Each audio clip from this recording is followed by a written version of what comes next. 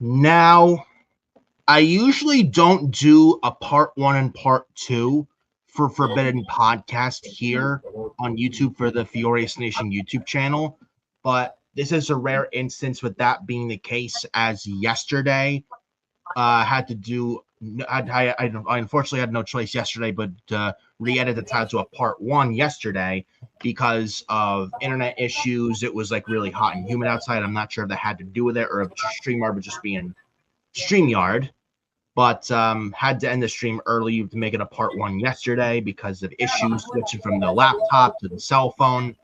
But thankfully, this doesn't look like to be the case. 82 out, not as hot as yesterday, but humid, not as hot, not as humid as it was yesterday. But in a rare instance, part 1 and here part 2 for Forbidden Podcast here on YouTube via FioriousNation from yours truly and this guy right here. But ladies and gentlemen, welcome to Forbidden Podcast here on FioriousNation on YouTube.com. It is Friday, June 12th of 2026. I am co-host of Forbidden Podcast number 1, Nick Fiore, FioriousNation. I got co-host number 2 next to me on my right, Adam Carl. How are we doing, Adam Carl? And how are you feeling today? And man, am I pumped today? I'm sure you are too. We got quite some stuff to talk about. Talked about the little chunks yesterday. Saved the big chunks for part 2 here today. Bro, the $1 million question, how are we doing today, brother? I'm doing good, man. Doing good. I mean, I know last night I was supposed to be there. That's that too. Obviously, you know, I had some exam. I needed a rest. Yeah, that's so. too. So, I mean, I want to apologize for not saying it in advance, obviously. You know, not to worry at all. Stuff happens, and it probably wasn't a good day with yesterday anyway because of the technical issues and just because it's like my internet went down, kicked me out of the stream. I had to switch from the phone to laptop. It was a pain in the ass to the point where I was like, you know what? I can't do it. So I just lost patience. I was like, you know what? I had to end the stream early. I had no choice to because of StreamYard being StreamYard. I don't know what the hell happened, but it was just one of those maybe Danhausen cursed you. Maybe, yeah, maybe. Well, yeah, I didn't even think of that. Maybe Danhausen all of a sudden said, FioriousNation and Forbidden Podcast. Who are you guys to call yourselves forbidden? Because now you are cursed. Yeah. Who knows? Or maybe, well, I guess he was the exception. Yeah, or maybe not the Boogeyman, Leo Rush, or the Sandman. Speaking of Sandman, 21 years ago today, ECW One Night Stand 2005, the Enter Sandman entrance at the Hammerstein Ballroom. What a moment that was 21 years ago, where it was Tommy Dreamer and the Sandman versus the Dudley Boys, Bubba Ray and Devon, in the main event of ECW One Night Stand in 2005. What a moment that was. And everyone singing Sandman's theme song, Enter Sandman by Metallica, which still hits hard to this day. Yeah. What a fucking moment that was. It was incredible. And even a lot happened on this day. Oh, and by the way, 20 years ago, the anniversary, the official reuniting of Triple H and Shawn Michaels of DX, where I think the Spirit Squad, one of the members was like super kicked from Gorilla, then like launched, but it was a super kick from Shawn Michaels. I think it was when Triple H was getting beat down by Vince McMahon's Spirit Squad. Yeah. I think it was Mitch that got super kicked into oblivion on the ramp stage, or when you're about to enter the ramp, I think. And Triple H and Shawn Michaels officially reunited as DX, as friends again, as a tag team together for the first time in like 4 years at the time. From the first like 02 when Triple H turned on Shawn, then they got back together again in 2006, in the middle of 06. Man, I remember it like it was yesterday too. That was the night after One Night Stand 06, which yesterday actually was the 20-year anniversary of it. I forgot to mention it here. I wanted to do it yesterday, but because of the stream acting all kapooey yesterday, couldn't. But man, it's crazy how time flies. 22 decades ago with the ECW One Night Stand 05 and 06, especially the heat JBL got. Holy shit. He said something like, with the 06 one, he's like, I see no women out here chanting about a male organ. Now tell me who's like the fruit booty or something like that. I think JBL was chanting I think the fans started chanting JBL, you suck dick, you suck dick. So funny. And then JBL's like, I see no women out here, and all you are chanting about a male organ. So I want you to tell me who's the fruit booty. And he got heavily booed. Now the 05 one was, both heats were great on JBL with 05 and 06 One Night Stand shows, but I think the 05 won a lot more because JBL got shut the fuck up chants. And then he's like, ECW can barely fill up a bingo hall while 1 block away is MSG, Madison Square Garden, where you put JBL's name on the billboard or marquee, it sells out. And then JBL was talking down to ECW fans like, any one of you could be ECW, and I'm above that. And then Kurt Angle was talking down the ECW fans at the 05 One Night Stand as well, where Kurt Angle got the you suck dick chants, and then Kurt Angle's like, your mama taught me how. It was so fun. It was incredible. The nuclear volcanic venomous boost they got, bro. Holy shit. Crazy. And then we had Rob Van Dam winning the championship. Cashing in his Money in the Bank on John Cena. Yeah, where if Cena lost, we riot. Yeah, Cena wins, we riot. And then Cena tried to throw his shirt to the crowd, and the crowd threw it right back. And then I think they were throwing toilet paper at the ring ropes during the Cena RVD match. I think fans were throwing like toilet paper rolls. Yeah. Let's just say it was a rough night for Cena at One Night Stand 2006. Oof. Ouch. Anyone that wasn't ECW was immediately the heels on that show. Even Randy Orton, who was from Raw in the middle of 06. I think he wrestled the ECW's Kurt Angle. And Orton got chewed up by that ECW crowd so much. I think even a fan in the front row ramp punched Orton right in the shoulder when Orton was making his entrance down the ramp. Yeah. And Orton was getting chants of fuck him up, Angle, fuck him up. Go fuck Cena. Orton swallows, break his ankle. Then he got pussy chants when Orton was about to go into ankle lock, but he backed away out of the ring and fans are chanting pussy, pussy at Randy Orton. It was so funny. Then I think he had pyro from the ceiling to add more heat to Randy when he was a legend killer. It was incredible. Even the debut of the Big Show's Crank It Up by Brand New Sin theme song 20 years ago too, bro. Well, it's the Big Show. He had destroyed like 4 people in the ring, I think, including the full-blooded Italians. Yeah, the Big Show. Yeah, the Big Slow.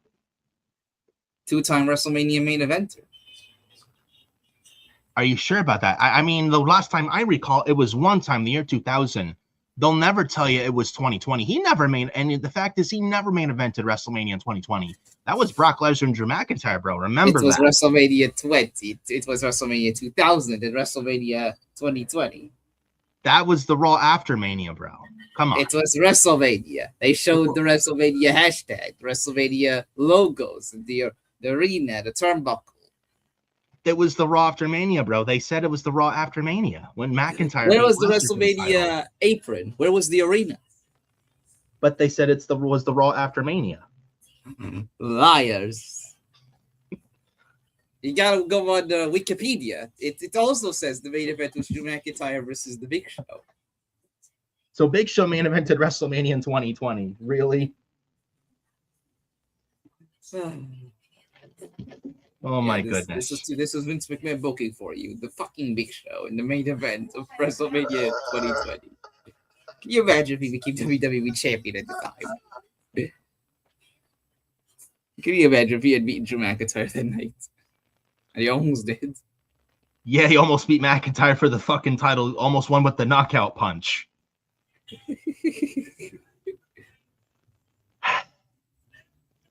But yeah. And anyways, enough of me rambling on. Then the 07 draft / Vince McMahon appreciation night, where Vince McMahon exploded in a limo and the death of Mr. McMahon. Yes, because they would book an actual death on live television. That would never happen. That was the 07 draft where people got drafted to Raw, SmackDown, and ECW. You think Vince McMahon would? You think they would actually film a segment with somebody dying on a limo for real? Of course, it was. What do you call special effects? He wasn't even in the limo. Yeah. Yeah, he wasn't even inside the limo itself. They just filmed it. You know, they edited it to make it seem like he died. Yeah. But my goodness. But yeah, then Paul London was in the background as well. Yeah, smiling. Yeah. Former WWE wrestler and tag team wrestler with Brian Kendrick, Paul London. I still want to know what he was smiling. Well, he didn't like Vince McMahon, that's for damn sure. I bet Vince blew a gasket. Yeah. Paul London was not a big fan of Vince whatsoever, bro. He still's not, which I can't blame him for. But he had the draft. I think he had like Great Khali go to SmackDown. He had Mr. Kennedy and Bobby Lashley and King Booker and Snitsky go to Raw. SmackDown got like Chris Masters, Tori Wilson, and Ric Flair. ECW got Chris Benoit and the Boogeyman. They also had SmackDown also got the Great Khali. Which this means that you can blame the 07 draft why the Great Khali became World Heavyweight Champion. My goodness. After he just lost to John Cena twice, won in a Falls Count Anywhere match. Yeah, I see why you don't like the draft. They made Khali the world champion. If he stayed on Raw, he would have never been WWE champion. Well, that's true, but then he had the fucking Boogeyman with the worms go to ECW. That's what they thought of ECW, folks.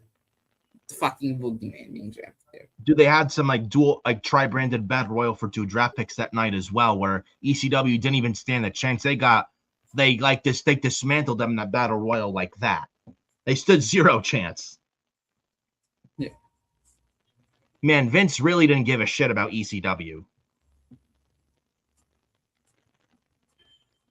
You know? Talk about taking a real good piss on ECW. I mean, he even drafted then ECW champion Bobby Lashley to Raw when Lashley was champion. They drafted the only champion of ECW to the Raw brand and left him with no champion. Yeah.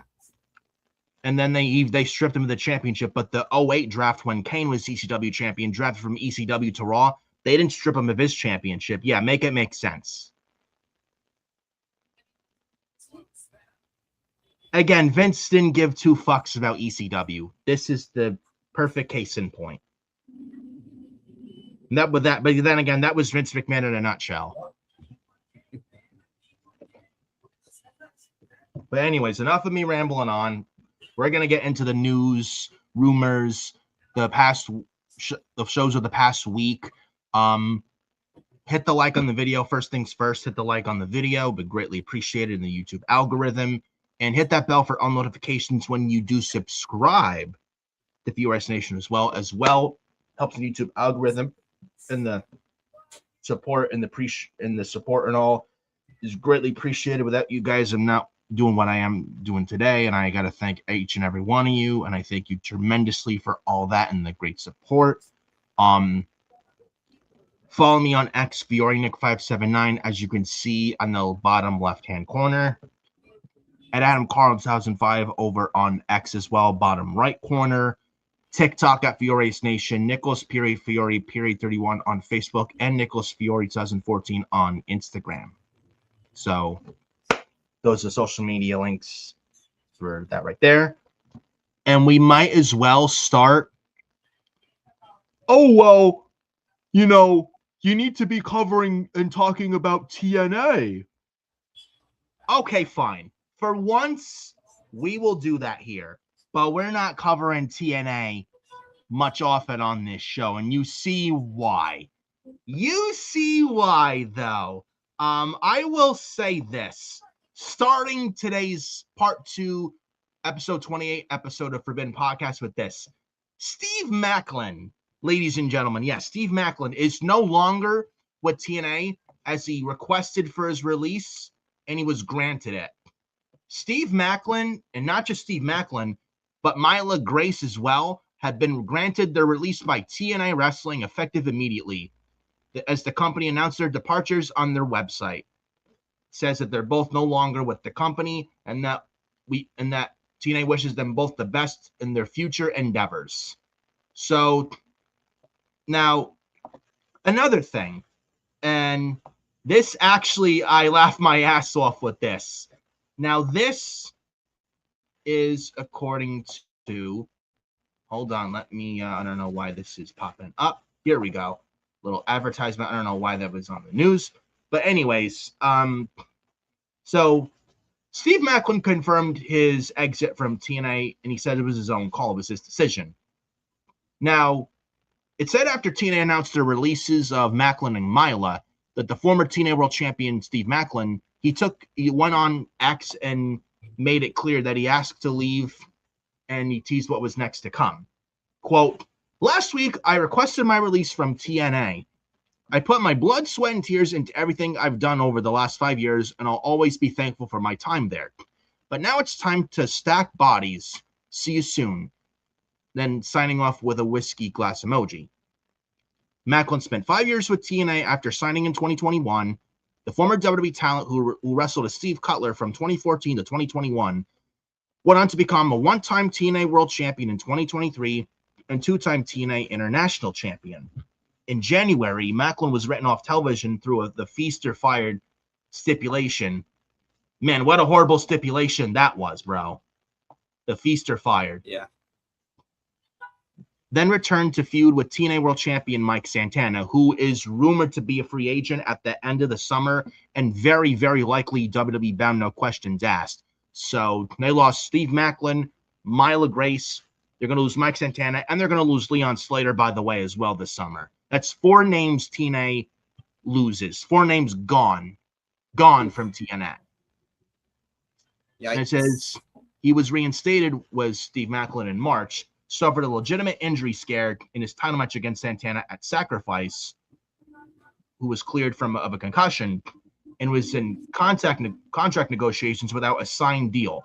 He lost to Santana again in May on an episode of Impact as well. Then recently it says that Maclin was shown on camera yelling at TNA president Carlos Silva at ringside, telling him to, quote, and this is where I laugh at this, quote, to Carlos Silva from Steve Maclin to Carlos Silva, quote, sit back in your cup chair. Ouch.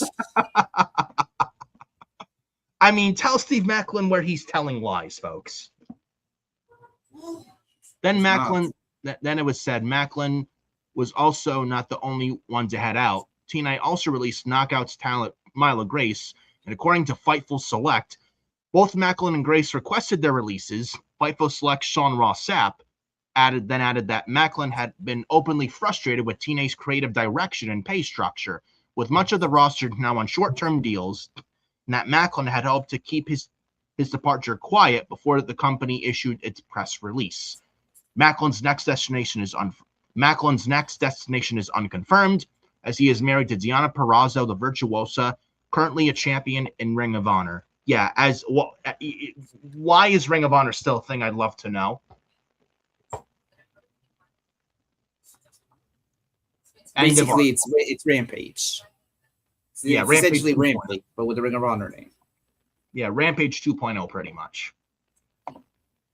May as well just name it AEW Ring of Honor. Like, what's the difference? Yeah, there is none.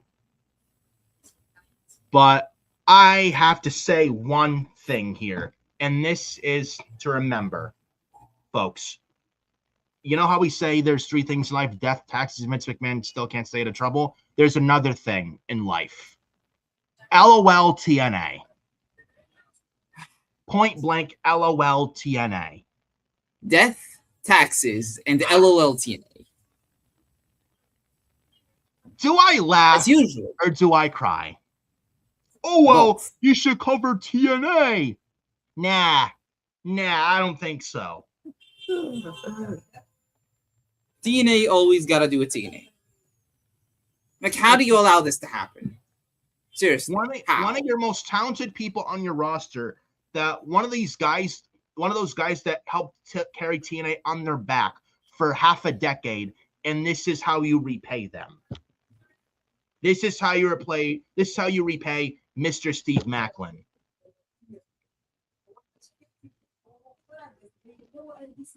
Embarrassing. Like, what the fuck is going on there in TNA? I mean, the creative sucks. They can't pay these fucking people, and they can't pay them on time. And you wonder why these people are leaving. Yet, you'll see $0 defend TNA on X. Oh, TNA is great. You're just a hater on TNA. TNA is awesome. TNA is great. You're just a hater if you criticize TNA. Bro, they just had their knockout champion lose to Mr. Elegance. I seen that, by the way. Oh, TNA's not that. And you're a hater. Well, last night it was great. You know, just a hater. TNA's not that ever since AEW.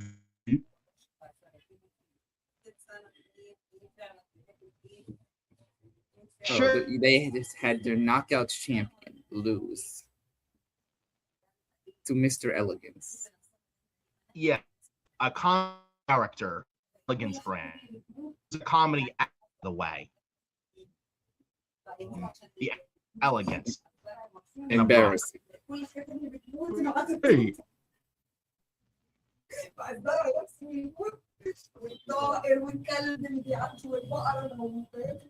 They're great. They suck.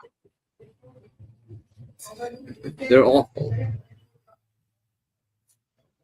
I gotta ask, did you watch TV last night? I heard good.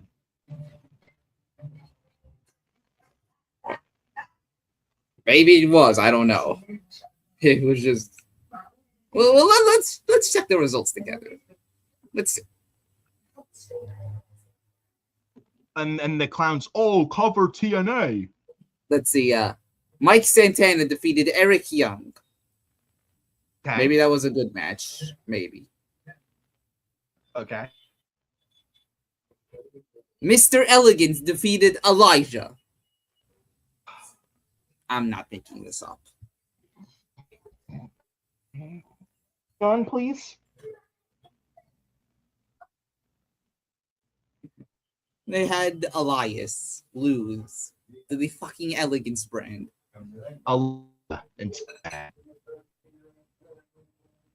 I see what TNA is in ever since.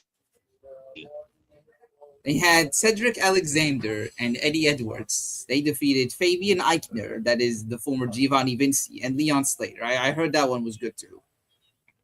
Okay. And we like Eichner. Vinci, man. Yeah, maybe I guess this episode wasn't that bad. I mean, if they had Mara Shade, Rosemary, and Ali defeating the Elegance brand.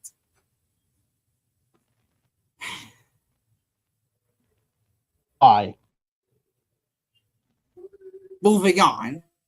Who could possibly care? And we had Mustafa Ali defeating Casey Navarro. Who? Yeah, Casey Navarro. He's Top Dollar's tag partner. Jesus. You mean Zero Diamond? And wait, it gets better. It gets better, I think. Well, it actually does get better. I think they announced that Nick Nemeth will be calling his shot. That is basically their Money in the Bank. And he will be facing Mike Santana for the world title at Slammiversary. This is where Nick Santana written off the WWE. Yeah.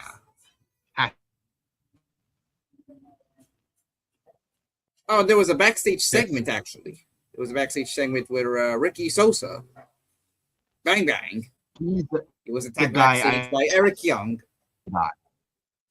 Yeah. So I guess they're going to do a Ricky versus Eric Young match. Okay. And it's happening at Slammiversary. You also seen a little bit before live here. Tease something as well for anniversary on June 8th as well. If you've seen the boots, body attire, I think speculating, and I think this is the case. Using a trainer for Howie Downs, New York, and a original in the TNA back in the next division. Now, Amazing Red back with TNA, I think that would also have going for them. They gave Maclin. They're going to lose much. Yeah, but who knows? TNA deals. They're most likely to go back to WWE and others there. Not going to be around forever. To Nick Nemeth, I could see him back to W as well. Nick Nemeth. You're trying to replenish. I think using Red would help building your current Ali Ricky Sosa. So it's on that.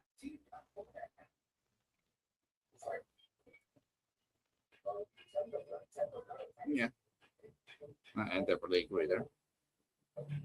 Yep, using Red and original.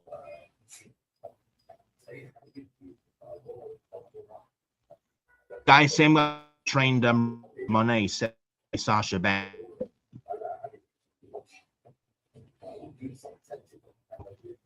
Listen, amazing. I think that's good, especially the TNA is going to lose. And they're not where they need to be. Ever since AMC, they've been good. I'm sorry. Oh, well, give watch TNA. I know, and you lie. I mean, what's worse? TNA, WF.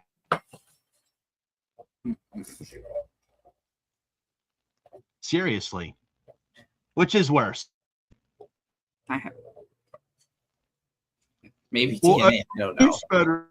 NXT is better than TNA. That's not saying. Yeah. MLW is better than TNA at this point. Yeah, MLW better, and that's a problem. Goodness. But what's on this whole Maclin situation? Move on to the.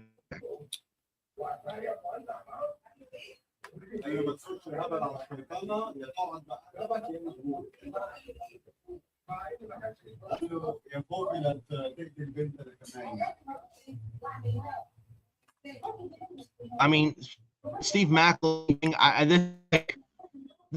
mean, does Silva really fuck he's doing? Like, I don't know why that's a more TNA. Stupid still. Even Carl Silva drove Gail Kim. And Tommy and TNA. Good luck with that. You got Tommy Dreamer at EW Original TNA. on him. Ah, yes, Tommy Dreamer. 50-year-old washed Dreamer. Yeah, who can barely move, and then you got the Delirious. I want to know who's worse, the Delirious or Bruce Pritchard. Yeah, right. Their thoughts were Steve Maclin and the Carlo Silva in TNA. All against LOL TNA.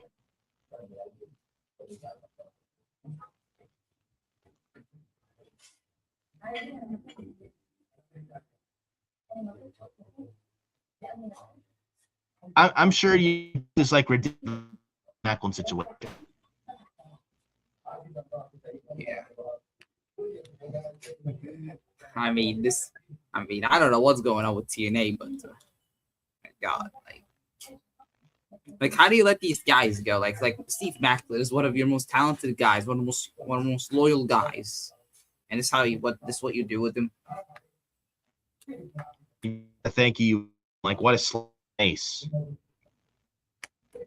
Yeah, like was he also world champion? He was world champion.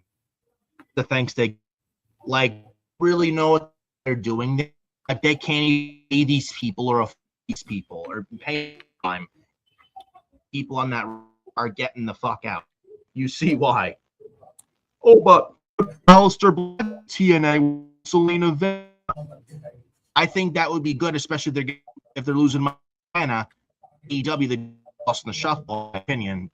But if TNA, it's great. Can TNA even them at this point?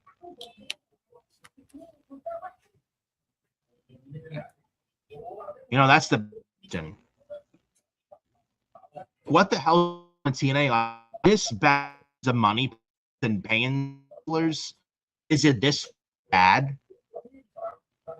Like, you can't even for talent time. I don't want to say they have I don't want to say they have financial troubles out there or they are in debt, but it's like, what's going on there? It's like when you can't get talent on that is embarrassing. Every sense of the word. You would you ever WWE does pay cuts? Even with that, they still WWE, they know how to get their fucking time. Never ever going to be stories that pay the talent on. That's just embarrassing at that. You will see WWE do so stupid, not talent on time. Not even talking AEW and paying. Like, it's a big problem that you pay your on time. You can't pay on time. I'm sorry? It's important to pay these people. They're under contract with you. Yeah.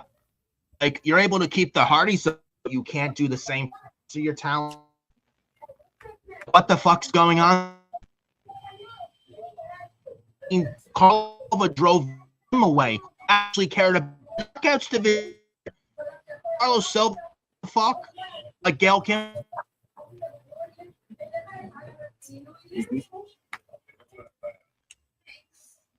And I think so. Scott, I still don't know why he got driven. He actually helped make team good. He got driven.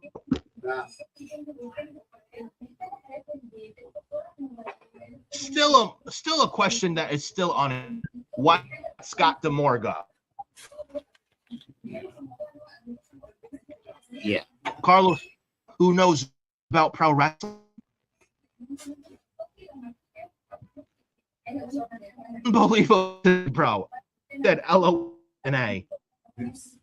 At point, TNA even sells this company eventually. Honestly, if you ask me, I probably think they end up getting sold. Do you think we even bother purchase, or is it just a WWE an investment? I mean, if the Undertaker can do such a good job with AAA, I mean, why wouldn't they want to replicate it with TNA too? Or maybe give it to AJ Styles. Yeah, I would at least trust the Undertaker any day of the week over Delirious or Tommy Dreamer. At least he knows what he's doing. Or if not, I'd say Styles. AJ Styles. Yeah, AJ Styles, Abyss, Bobby Roode. I mean, they're TNA originals. Jeremy Borash. Yeah. Just a guy who's been who was with TNA since one. A day or like Kurt Angle, who actually knows, loves, cares about it, and knows what they're doing to help keep the company afloat, burned right to the fuck. Clearly, Carlos Silva knows nothing about wrestling. Clearly is clueless. Get him out because he clearly does not care. All he cares about is the money up in his back pocket. All Carlos cares about. Get someone there who actually shit, who will get these talent on time, that company track to where it will be. Undertaker came. Where was Bank about to go on a business? WWE help them make them good again. Now Undertaker AAA. AAA, in fact, it's better than SmackDown. What's nice to tech? I mean, look at what done for to see where to a point where hey, you brought an example of that. Imagine it not purchased. I don't know where AAA would be. Probably not be around. He may have been around at this point. Like how WCW and ECW business in 2001. AAA would have had the same exact not coming in day. And then Undertaker not over. See, I don't know what TNA they got their shit. It's not good. It's really not good at all. I mean, I hope for the best for them. I mean, I don't want to see them die, obviously, but these decisions aren't helping. No, not at all. When you have a guy who knows nothing about wrestling, that's a big problem. Time.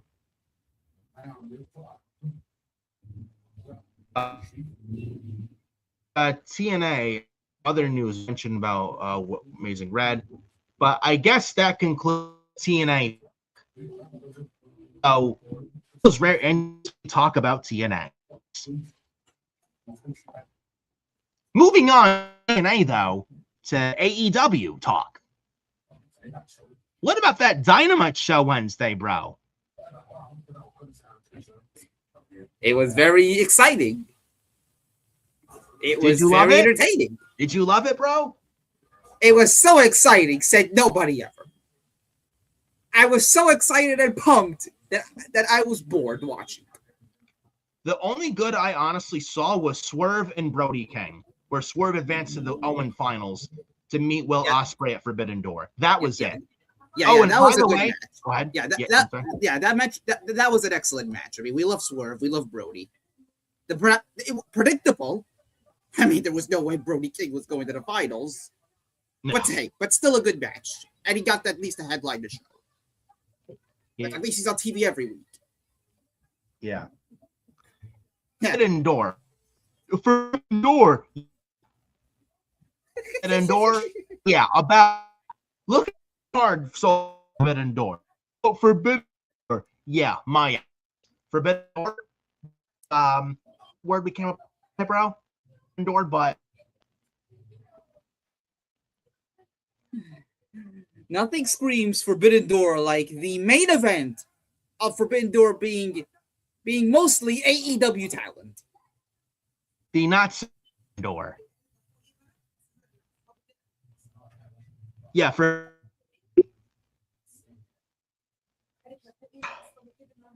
wait, hang on.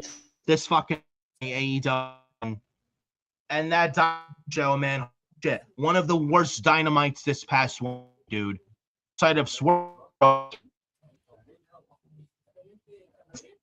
goes. W sickos me. You're just a W. Why? Because I enjoy.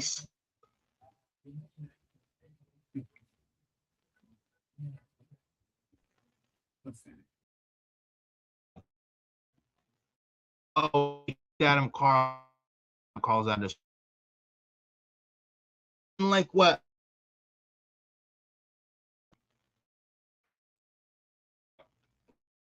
God. AEW, dude. Hold up, I can pull up the Forbidden match card. Here we go. Didn't like what we have, bro.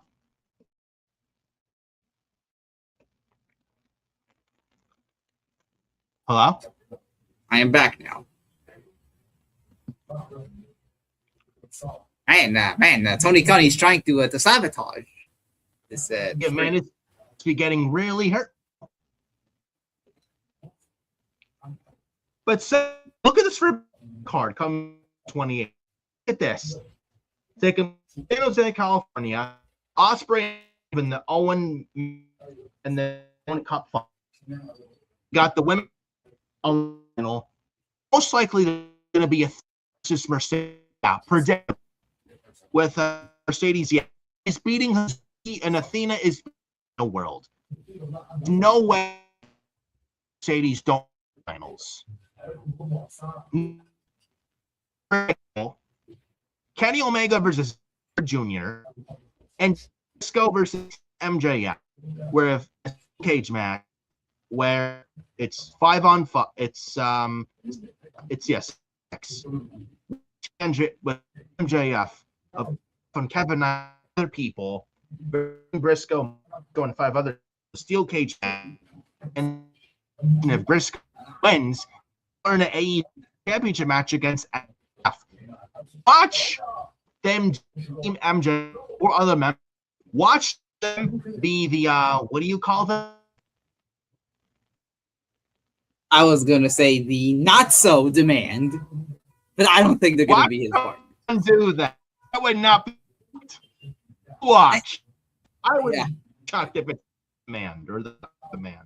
I won't be surprised though, but then again, I don't actually think it's gonna be Total Leon, Ricochet, and Bishop Khan. I think his partners will be the Don Callis family. Joy. We had a backstage segment with MJF. He paid Don Callis. He gave him a briefcase full of money, and Don Callis accepted his offer. And now his MJF will pick 5 Don Callis family members to be his partners in the steel cage match. The same MJF, by the way, who has a hyperextended knee injury. And yet they're putting him in a steel cage match. Why? Why? Why? Yeah, this is your Forbidden Door main event right there. MJF, the Don Callis family, versus the conglomeration. Match is so good, and so 4 matches so Forbidden Door Sharon Jr. Oh, and it's only one of these matches is a Forbidden Door match. He won. Yeah, that's Kenny Omega and Zack Sabre Jr. My ass. Mm-hmm. Yeah, Forbidden Door, more like we should call it the revolving door. Yeah, it feels like how Vince Charge had how every hour. This is what Forbidden these days like. In charge sell ever over. It was just one tired, drawn out review, where it's like overtell. Oh, it was just. If anything, to get rid of the review had a while. What is doing for the eight? Like Tony and eight.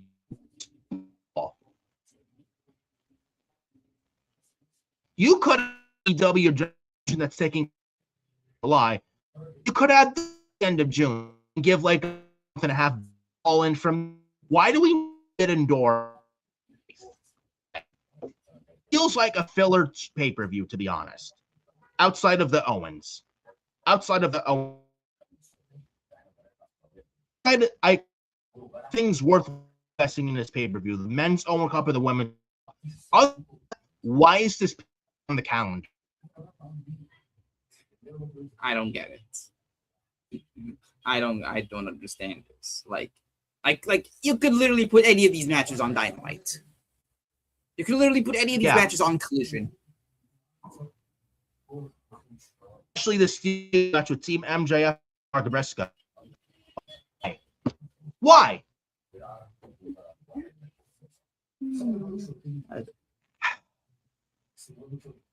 And then it's Owen Cup. Mercedes, it's predictable. You really, if you Mercedes at the final, you're an idiot. Mercedes is so Owen Cup finals. No way it's not. And then I might show him outside Swerve and King, a waste of time until Wednesday night. The final won their 3-1 finals. That was more entertaining. AEW. Oh, bad Dynamite. My God. The great comeback in history with no up the current end against the San Antonio. That was way entertaining and better than what we got on Wednesday. When I'm telling us.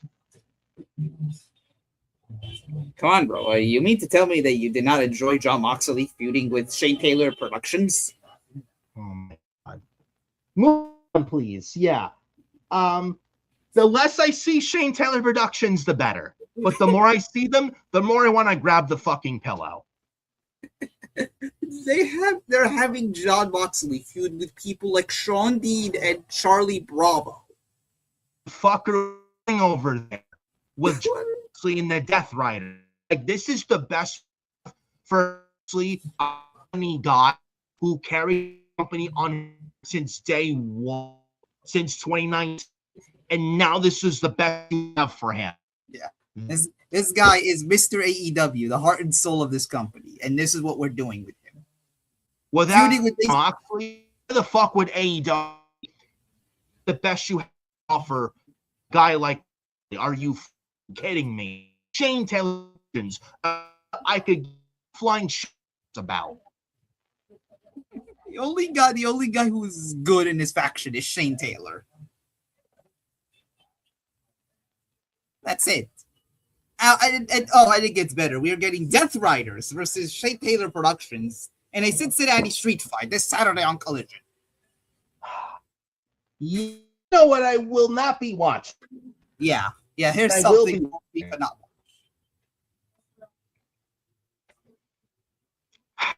This is the best we got for Jon Moxley, ladies and gentlemen. The way he's facing the Ring of Honor Saturday night is the NBA Final 5, by the way. Yeah. Who would you rather watch, the NBA Finals or Shea Taylor Productions? And having to see Jon Moxley having to sell to a bunch of geeks. Yeah, or like Plumber and every week Moxley bleeds, or they do. I mean, I don't mind Moxley bleeding in a match, but use it and do it every fuck. That doesn't get the blood being in a match. That does special. Watch them do that. I'd be in fairness to do that. In fairness to Mox, he hasn't bled in a while. It's been like what, a year? He doesn't do it. I mean, he hasn't done that stuff. But it's like in match on Dynamite almost every week. Yeah. And it gets better. Wheeler useless in the match. Garcia and useless.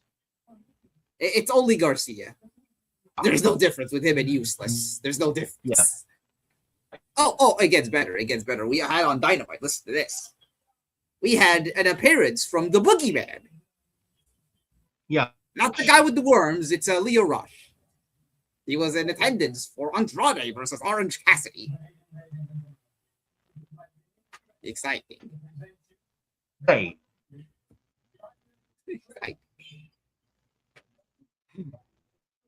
We also had the Women's Owen Hart Cup semifinals. It was Sky Blue versus Maya World.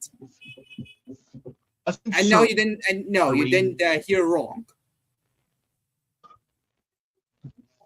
Maya World.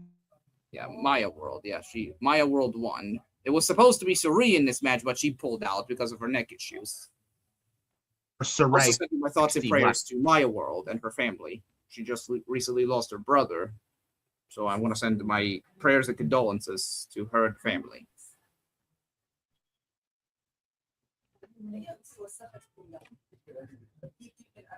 World.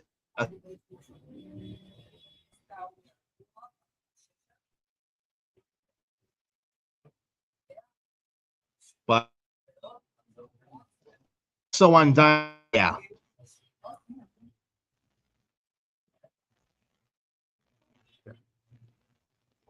Oh, also on Dynamite, bro, Chris Jericho and Tommy Ciampa.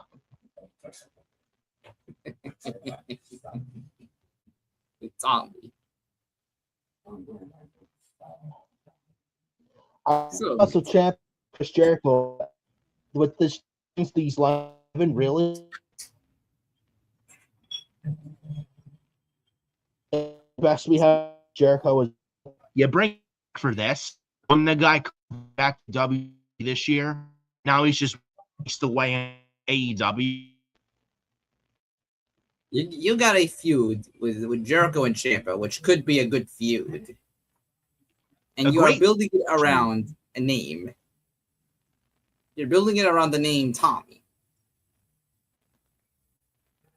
1,000 reasons I don't like Chris Jericho and being called Tommy. Like, what the hell is that? That's like a fucking third grader would write that shit. Like a third grade segment. Like this 7 book this.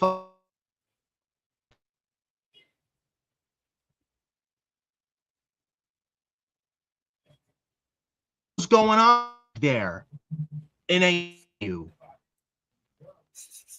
Did Tony Khan rip up the script that he's rewriting the show by himself?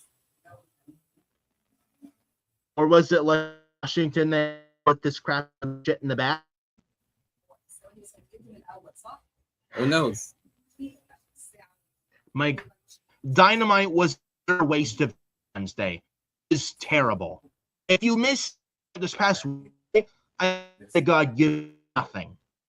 Absolutely nothing. Outside of Brody. Outside of Strickland and Brody. Yeah, that's the only match you should tune in for. Everything else you skip. Yep. Terrible fucking show. Terrible. Terrible. Speaking terrible, and I'll stick with it. Talk a little. Yeah. I've seen news about Road pretty much saying WWE was under AEW stronger scenes. Said Dogg. Road Dogg. Good old Grimes. Mr. You did. That's better call somebody. Yeah, the same Road Dogg who apparently Tony Khan does not like. Pretty much begged for years ago to Tony Khan, and Tony even still. Tony Khan didn't bring him in. You why? Tony's not. He knew what Road was doing. Tony brought. Look what they got to SmackDown. Literally. Same thing. Bringing Road to reunite Billy Gunn Outlaws. Fuck no. No. This is 1990 anymore. 2020. We need Outlaws anywhere near AEW. The fuck wants to see that? Over the new AEW Tag Division Gun Club. I have zero interest in that. Zero. Nobody wants to speak this.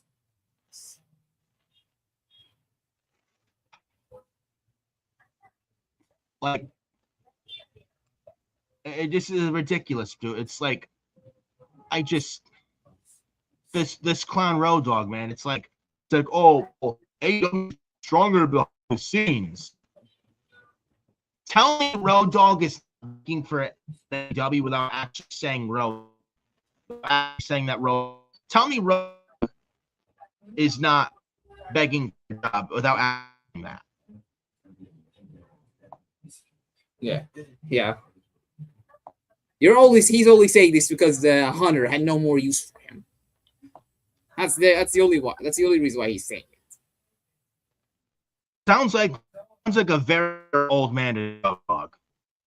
Very he sounds because Dogg let him go months ago. Yeah, they didn't want him anymore. That's why he's saying it. Even though Tony doesn't even want him. Yeah.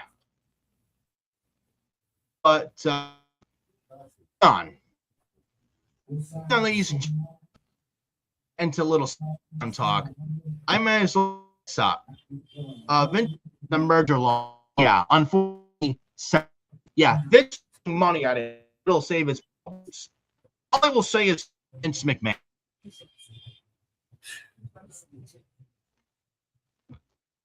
But then Vince will never. He's wrong. Somebody else. It's never his, right? The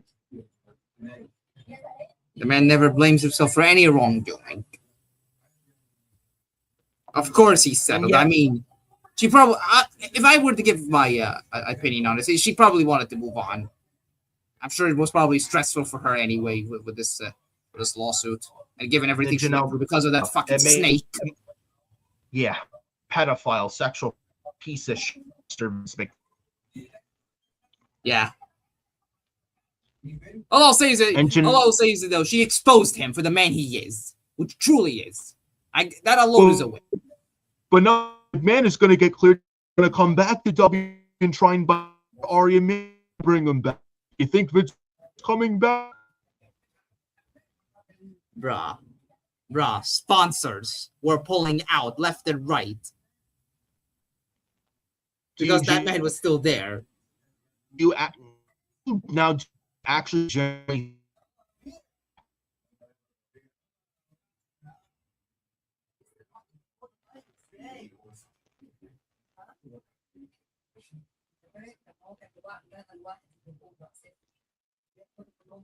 because Vince is probably clear this stuff. Do you or Emmanuel Piro bringing him back now?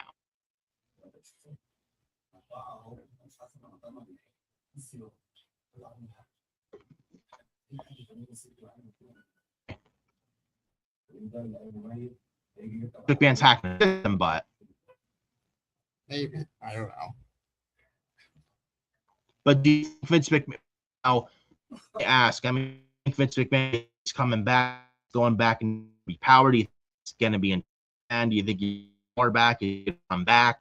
He coming back?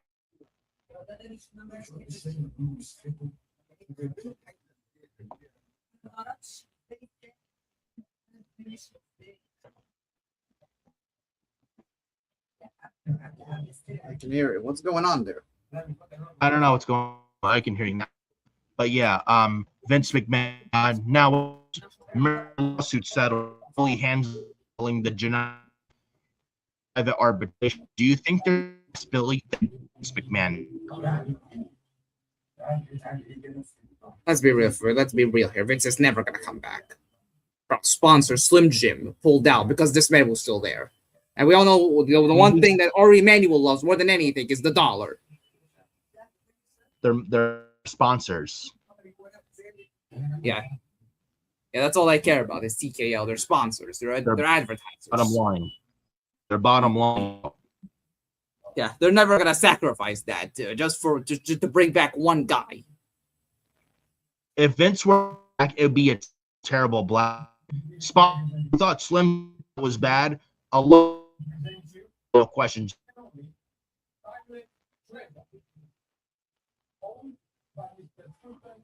I don't think he's back. No, he's not coming. He's a shareholder, but he doesn't have voting power. He's a border WWE correlated anymore. He's maybe a shareholder. It's like not much, and he has no voting power. So I don't think he's coming back. You don't think he's there, possibly, or Vince gets play back in? The only way that this company ever acknowledges this man again is when he dies. I don't wish death on anyone, but that's the only way. It still feel like, well, I know this like just had a, but Bruce still there. Michael Hayes last year, well, I will, as long as McMahon, Stu, like Bruce, Michael Hayes, and that, so they're still there. I don't think they're gonna change unless people Bruce and Hayes and gone. If you get Hayes and I think the point we can is not back and Vince isn't there anymore. Vince McMahon, I push definitely, but everyone's seeing that pipe. It's actually at the end of the 15 years, CM Punk first pipe bomb. He said, "You know, I don't think that the company WWE will be better after McMahon is dead." Those words could not. Those words are still strong to this day, 50 years later. Yeah.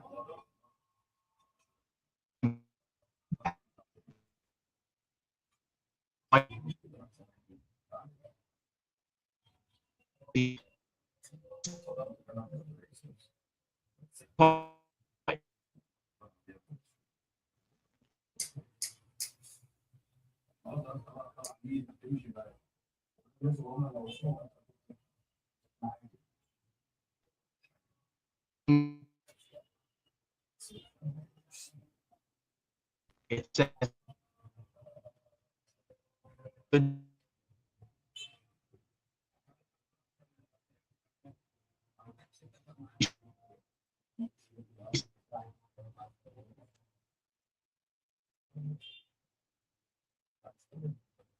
What the hell?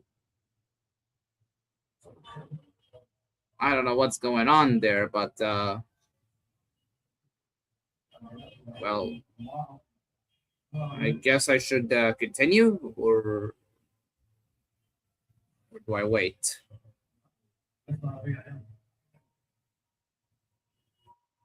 Sorry there, folks. Something went wrong with my pal there, Nick. I'm guessing internet problems.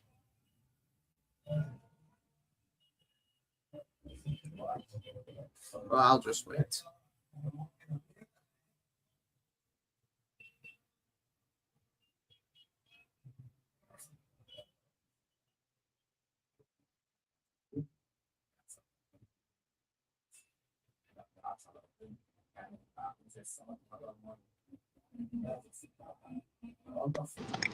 There we go again.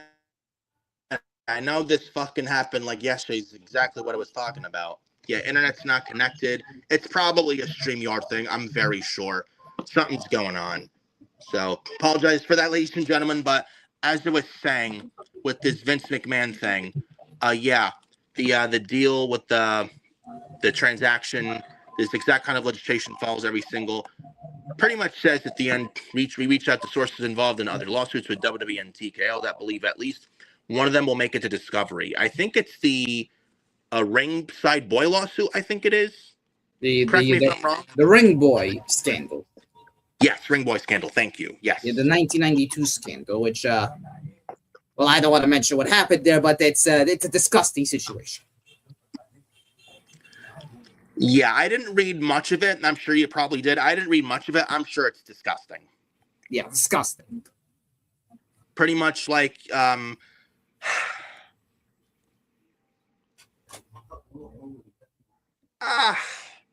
about that. Yeah, I don't know if you read any pages, but yeah, I believe you when you say that. Pretty much like harassing ringside crew or something like that. Harassing minors, having their way with them. Yeah, Ring Boy, the guys who are setting up the ring. Yes. Backstage, and all that stuff. Yep.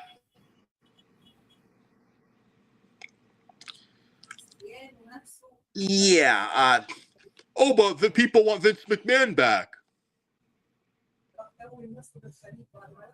Be careful what you wish for. You read the Ringside Boy lawsuit? Yeah. Fuck Vince McMahon. And your thoughts on the source close to McMahon regarding the shareholders lawsuit, that this exact kind of legislation follows every single transaction involving a public company.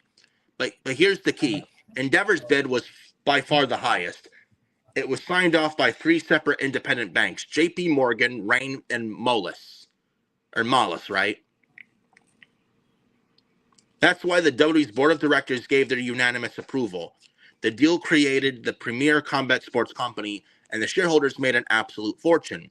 This is a statement of someone close to Vince and not factual in nature. And sources involved in other lawsuits with WWE and TKO were reached out to. They believe at least one of them will make it to discovery. Thoughts on what this may mean? Of course, Vince's lawyer is lying, just like his client. It's so fitting. Vince the bullshit artist until the very end. He'll never admit. Has Vince ever admitted once that he was wrong? No. Never. This is typical Vince McMahon, folks. It's never Vince's fault. It's always somebody else's fault. Vince is above higher and higher than God. He's a genius. He's never wrong.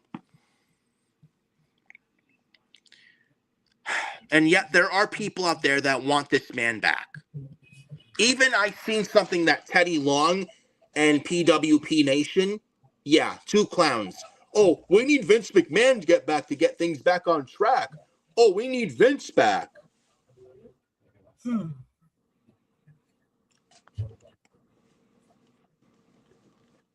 God, yeah. I swear. The schlong so much. They have so much Vince McMahon schlong in their mouth, dude. I tell you. Yeah. Like, they will do anything to defend this man. I kid you not. They will do whatever it takes to defend this pedophile Vince until the very death of them. They will do anything to defend Vince until they have no other breathing ounce of their body left. Until they can't fucking breathe anymore. Like, a bunch of Vince McMahon apologists, it sickens me. To no end, it sickens me. Disgusting.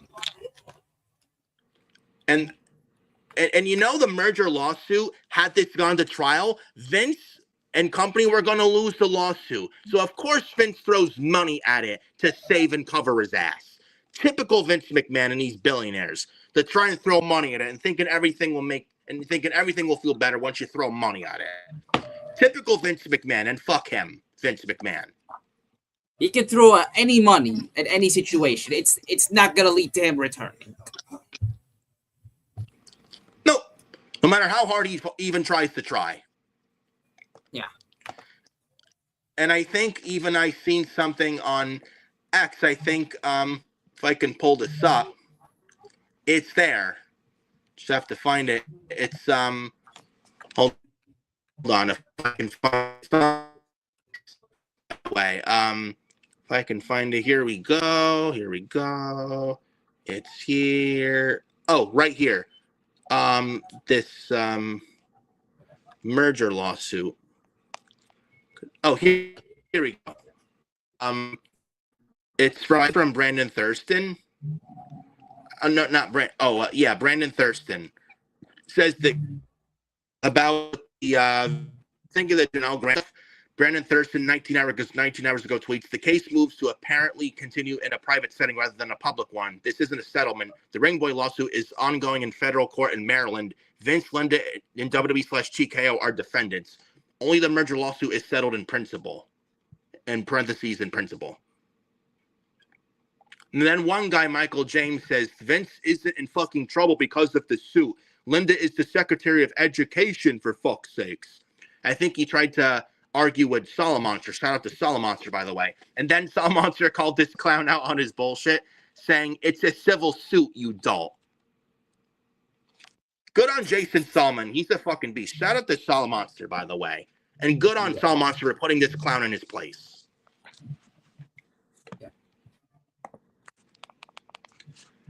I tell you, like I said, there are Vince McMahon defenders out there, dude. I tell you. Vince McMahon could rape their fucking children and they would still defend this man. That's how bad they are. It's like a cult. Yeah. Yeah, the same people who said, oh, Pat McAfee was a good heel during the road to WrestleMania. He was nuclear heat. He got you talking. For the wrong reasons. Oh, but Pat McAfee is talking shit about the IWC and he's getting you talking. That's his job and he's doing his job, you fucking idiot.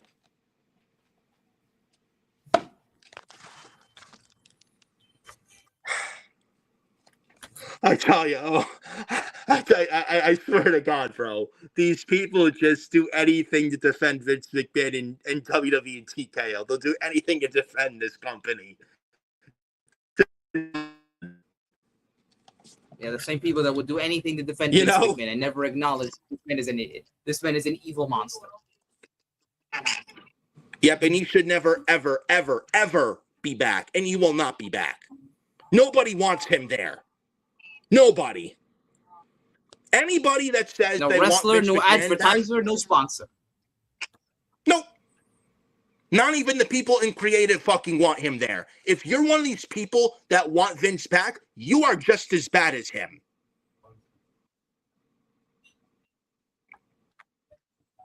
And I mean that wholeheartedly.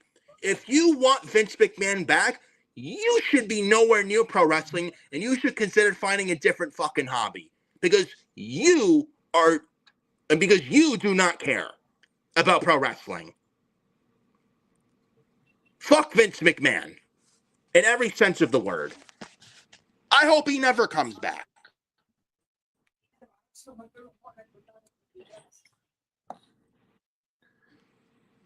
Moving on to next topic. Now talking with SmackDown.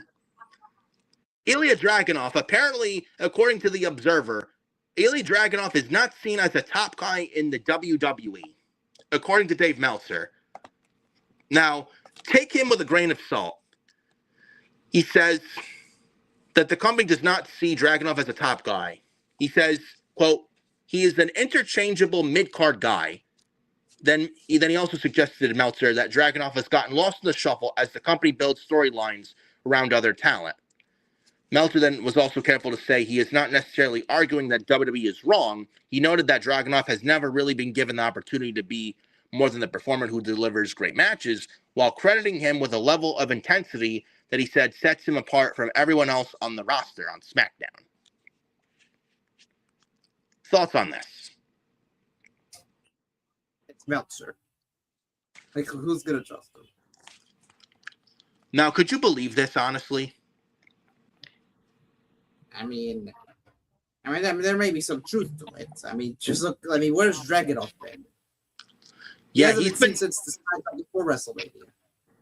I think he was in the Andre the Giant Memorial Catering Battle Royal. I think that Royce Keys won.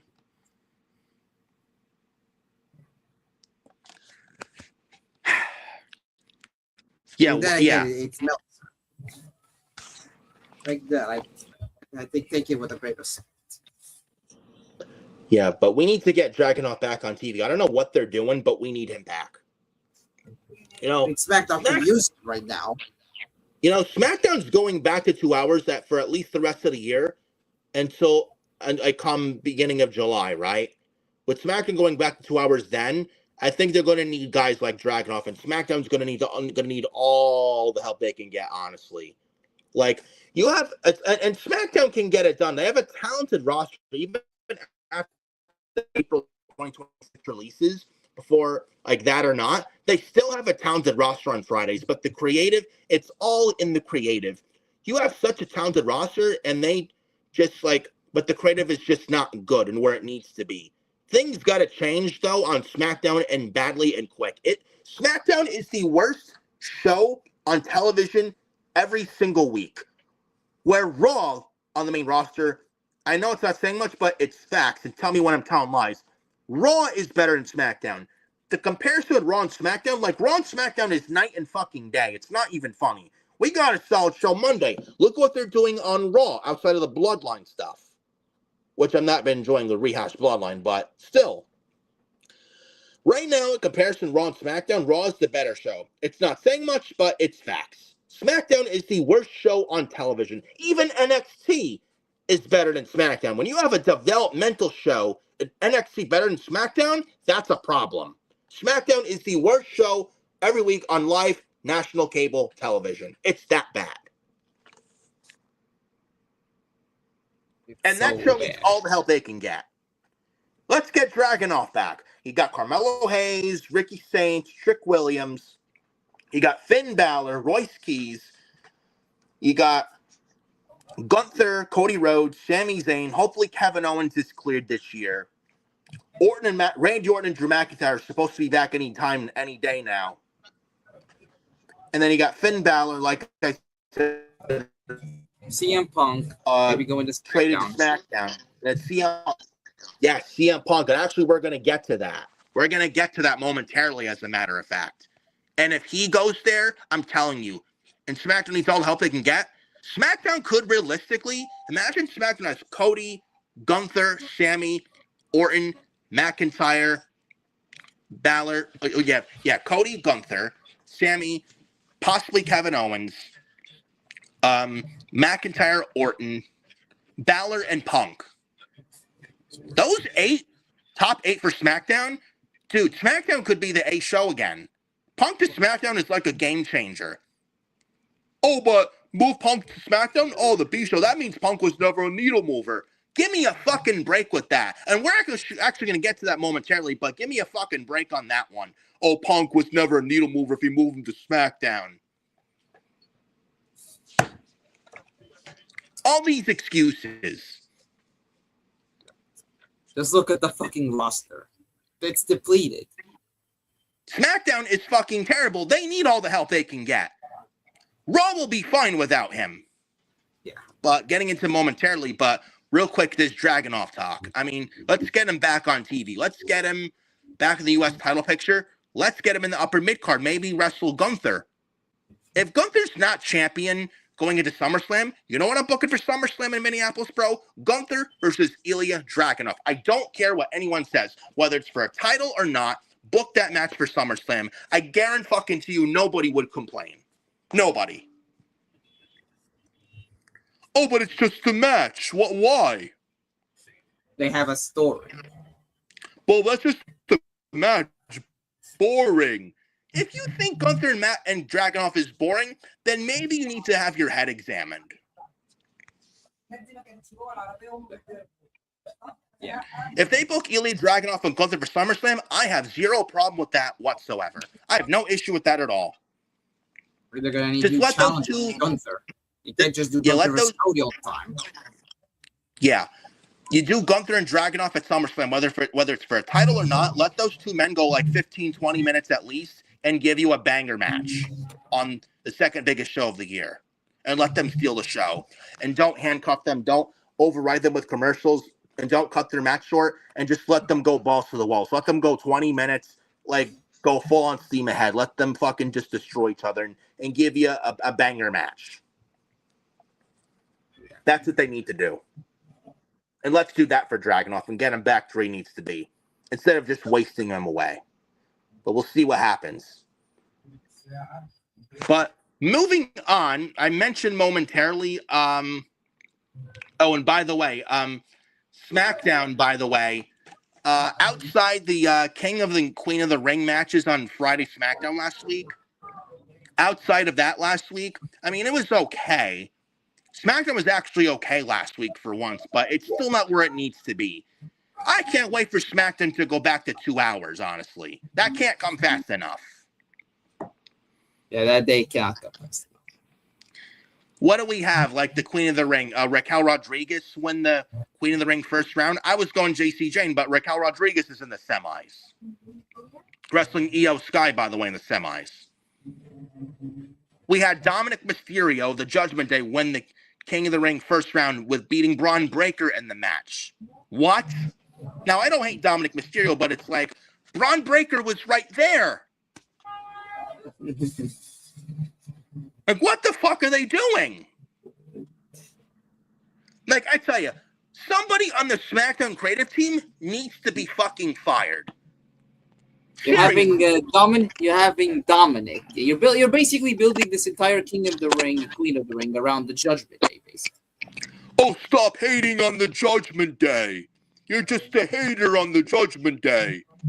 Oh, you complain about them playing it too safe? This isn't safe, and yet you still complain. Bro, the Judgment Day is a dead faction. Yeah, they have McDonough, they have Dominic, they have Raquel, Roxanne, and Liv. That's it. Without Finn Balor, what is that group? Literally. Raquel Rodriguez pinned Kiana James. Oh, and Julia and Kiana James, yeah, no longer a pairing. I actually like that.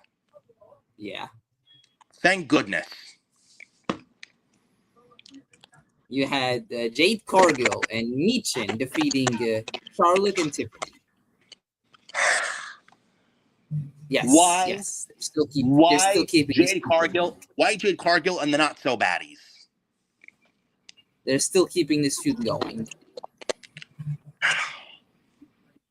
And according to our buddies at Fightful, apparently the plan for SummerSlam is Charlotte versus Jade Cargill. So what are we doing with Rhea at SummerSlam? Hopefully JC. Even if she doesn't win the Queen of the Ring. Oh, I don't know, man. We had Ricky Sains versus Carmelo Hayes. Okay. That was it. Yeah, that I have no problem with. Oh, and Chad Gable, by the way, backstage, apologizing to Ray Phoenix. I did see that. Yeah, Chad Gable, the former Gable Americano. Gable Americano is now in the rear view mirror. Gracias for a great run there, Gable. Yes.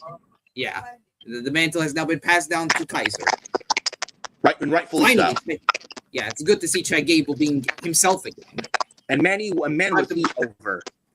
Yeah, man was he over as fuck. Yeah, it was time to move on.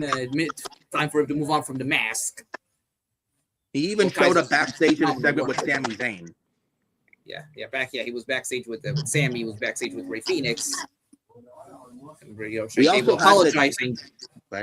He was apologizing for what he did as El Grande, targeting all the luchadors and mocking Lucha Libre. Phoenix did say he forgives him, but he told him that he has to speak with his brother, Chad Gable. That is, Gable has to speak with Penta. And Chad Gable it needs to be Chad Gable on SummerSlam wrestling Penta for the IC title. If they don't do that, the creative team needs whoever's on the creative team needs to be fired.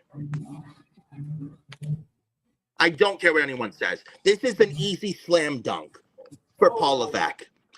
I don't give a shit what Ari says. Oh, well, Paul Levesque, Chad Gable, fuck him. He's not a draw for TKO.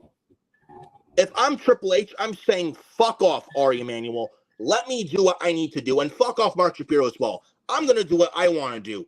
And you need to put Chad Gable on the SummerSlam card and have him wrestle Penta for the IC title in Minneapolis at SummerSlam. And you have Chad Gable win the IC title there. If we don't do that, something needs to change on the creative team. Chad Gable is white hot right now. This man is over. Oh, but it's babyface versus babyface. Chad Gable just turned face. How would that work unless you turn him heel? How the fuck do you do that? Yes, face versus face, heel versus heel. How that makes sense? There's a story, you idiots. Yeah, and you know when Penta came to the WWE on the second Raw on Netflix last January of last year, who did Penta face in his debut? Chad Gable. Full circle. It makes sense. Who was El Grande? Who was El Grande Gable targeting? Penta. Yeah, he cost him the Intercontinental title at Backlash. And you know Penta, and I think Penta and Gable, when Gable was the Americano, weren't they supposed to wrestle last summer in MetLife Stadium at SummerSlam? Yeah. Before Gable got hurt? And it was going to be a mask versus mask match, and Gable was going to lose and unmask? at SummerSlam last August in MetLife Stadium in New Jersey. Yeah, that's where they were heading. That was the plan. And I think they were also the Money in the Bank match too. Yes. Yeah, they were. Yeah. Yeah, so this was all leading to a singles match where Gable was going to unmask at SummerSlam. And then obviously he was injured, and then Kaiser took over the role. And the rest was history. If they do this match at SummerSlam, which they should, this would at least make up for what they were supposed to do at SummerSlam last year before Gable got hurt. This at least makes up from that from last year. Yeah, at least conclude that part of the storyline. They say everything happens for a reason. Man, is that true? Yeah. I mean, look at the pop Gable caught on Raw Monday night. And by the way, he's back with his CFL music when he was with Jason Jordan with American Alpha. I think it's called Elite by CFL Money. He got that music back. Yeah. Yeah, he got a big reaction, saving the Luchas. Yeah. After Rusev unmasked Mysterio. Rey Mysterio. Yeah, Rusev ripped like the mask off Rey Mysterio in like half. And Rusev got a ton of heat. And I'm liking what he's doing with Ethan Page, by the way. Man, Chad Gable got a big fucking pop. Like you said, he's red hot. He's white hot right now. Taking on both Rusev and Ethan Page. Almost like I'm watching another Kurt Angle and Chad Gable. Like the comparisons are there with the perfect comedic timing, the in-ring, everything. Chad Gable like a mini Kurt Angle. And Chad Gable is the main event star. I don't care what anybody says. Oh, but Chad Gable's too small. I don't care. Who cares if he's too small? He is the main event guy. Do not at me. Like, I don't want to hear the excuses. Oh, Chad Gable's the vanilla midget. Oh, Chad Gable's too small. Oh, he's a mid-card guy. Jey Uso became World Heavyweight Champion. Yeah, Yeet Man. Yeah, and he sucked. Yeah. And this man tapped out Gunther like a bitch at WrestleMania last year. Remember that? My God. That was terrible. Like, of course, Gable can be a world champion. I'm not saying you should be facing the company. But he can be a main event guy. Just give him a chance. Give him a shot. He can be something. Get behind him. He's white hot right now. Crown him at SummerSlam for the IC title. IC champion at the latest. Oh, but what about Chad Gable for SmackDown in the U.S. title? No. As much as it has a nice ring to it, Chad Gable SmackDown American made with the U.S. title, as much as it has a nice ring to it, Gable on Raw with the IC title makes a lot more sense. Oh, but face versus face, Penta Gable SummerSlam IC title? Face versus face. What sense does that make? I could say the same thing for Chad Gable and Trick Williams. Both are faces. What do Trick and Gable have to do with each other? Nothing. Nothing. They never even interacted. Minus the Royal Rumble, but even then, that was because Gable was still the original Grande. Yeah. Chad Gable and Penta at SummerSlam for the IC title is the way to go. If we don't book that match on one of the matches on the SummerSlam card, something is wrong in the creative team.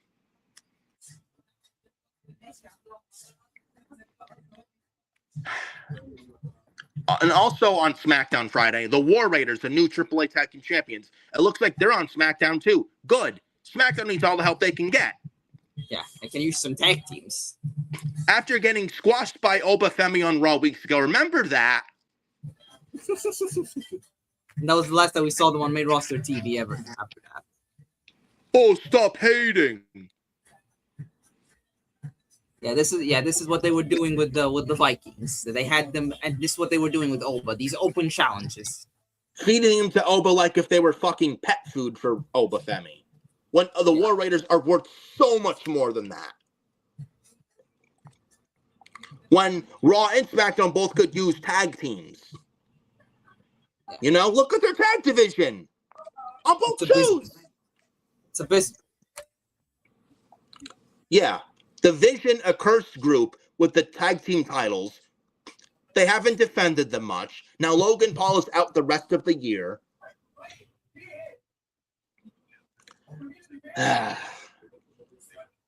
But yeah, also on the show, what else was there? Sami Zayn, Cody Rhodes, and Gunther. I would say fuck it. Give Sami Zayn the championship. Never mind Gunther. Give Sami the title. He's the most interesting thing on SmackDown these days is Sami Zayn. Like, what else do we have on SmackDown? Gunther getting angry, going on the announce table, standing on top of it, getting all pissed off and angry. Yeah. Didn't we see this before with Kevin Owens 2 years ago and last year going into this year with Drew McIntyre? Rehash, I say? You don't say. We also had the Miz getting electrocuted by Danhausen. Why? This feud is still continuing.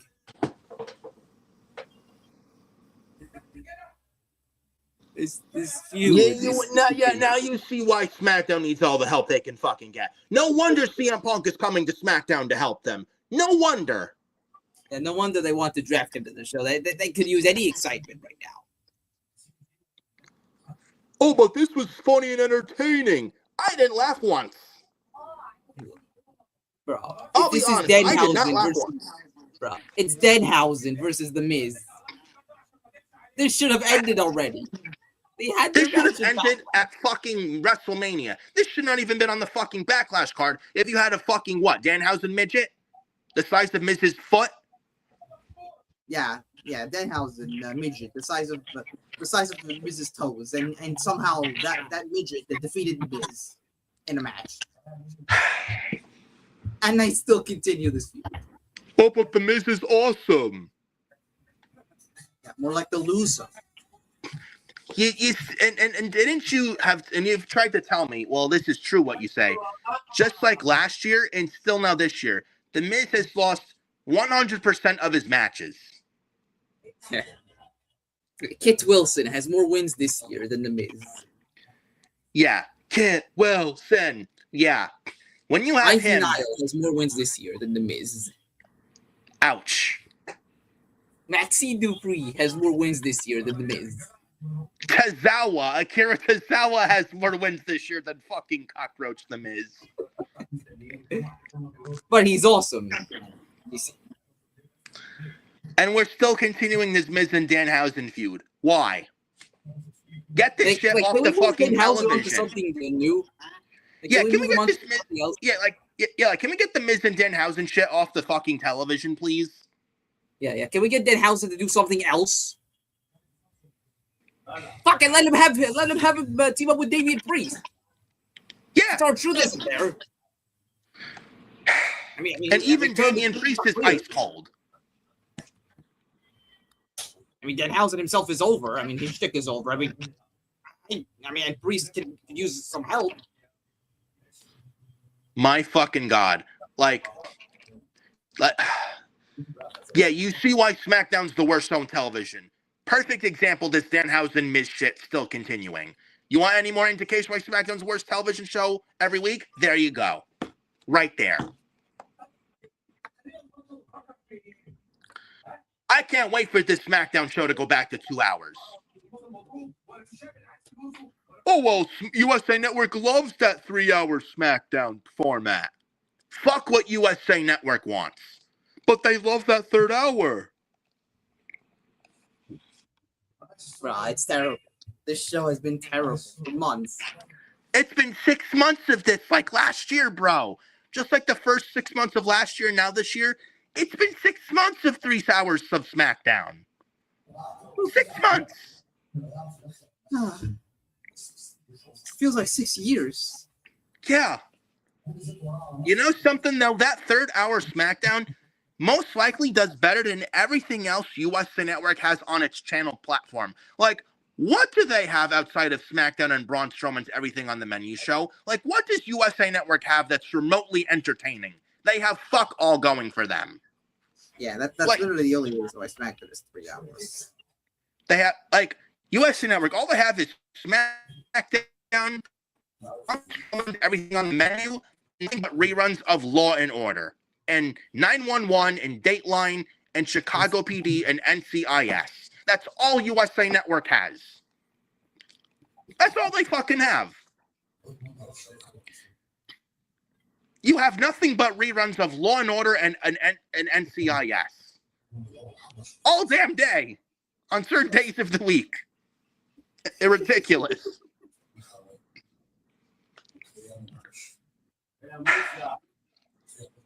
It's unbelievable to me. But that was SmackDown last week. Not bad, but still not where it needs to be. Yeah. But move on Raw. to yeah, Raw. Yeah, Raw. It was actually solid, a lot better. We did. What do we have on the show? Penta and Rey Mysterio, obviously. Penta and Rey Mysterio. That was good. Outside of the fucking 7-minute commercial shit, this was good. But why do we need 7 minutes of commercial? Why? TKO gotta get their advertisements there. Yeah, they don't care. As long as they get money, they don't give a shit. Yeah. It's fucking sad.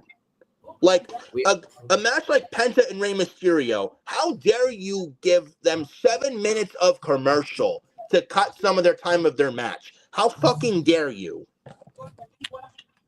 They don't care. TKO doesn't give a shit. It's purely business. No, Mark Shapiro, Ari Emanuel, Nick Khan, they don't care.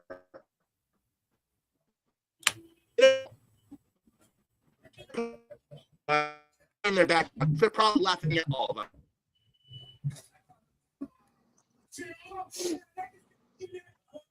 Unbelievable. But this was a good match, though, outside of that. We got Penta retaining. Very nice match with the Mexican Destroyer. After the match, Rusev and Ethan Page come out. Rusev rips the mask off Rey Mysterio in half. Rusev got a lot of heat. Nice heat on Rusev.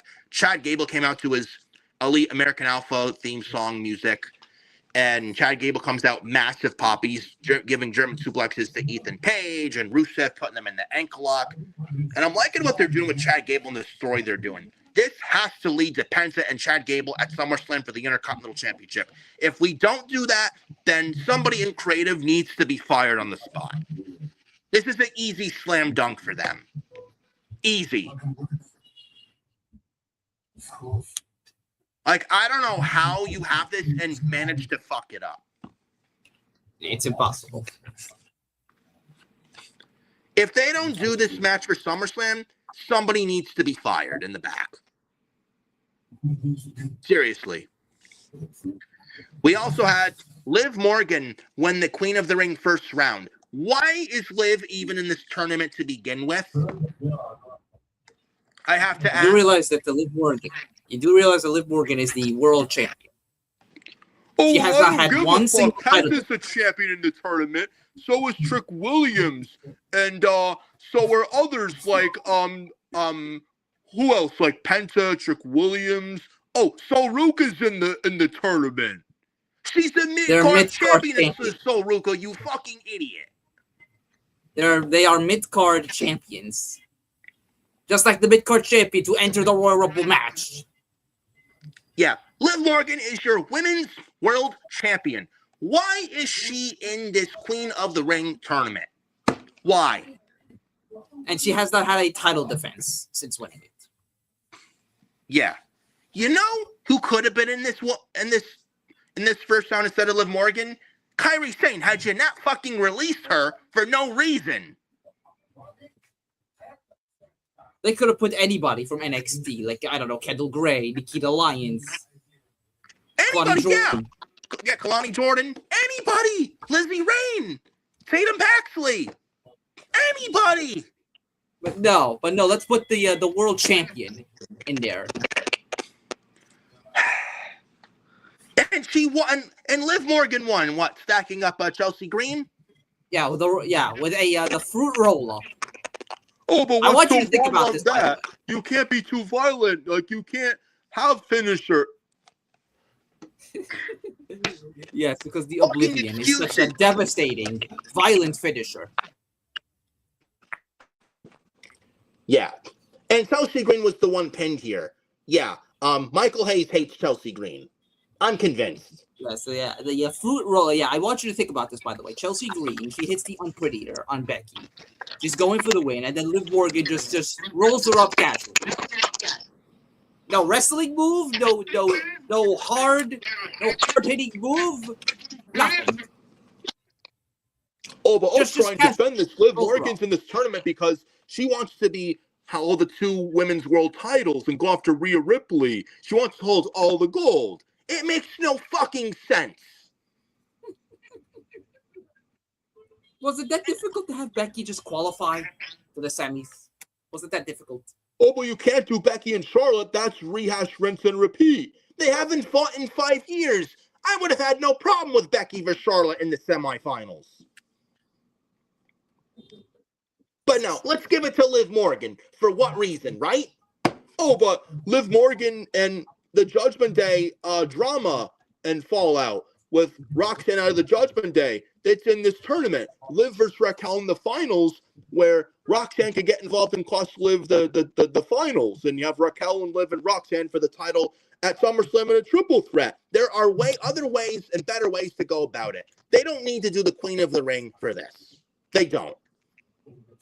They didn't. I'm hoping and praying Io Sky actually wins the tournament.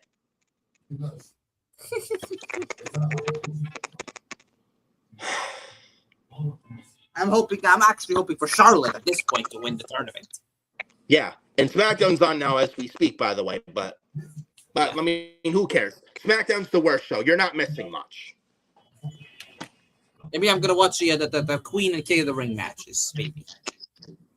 Yeah, but other than that, and then Gunther naming the stipulation.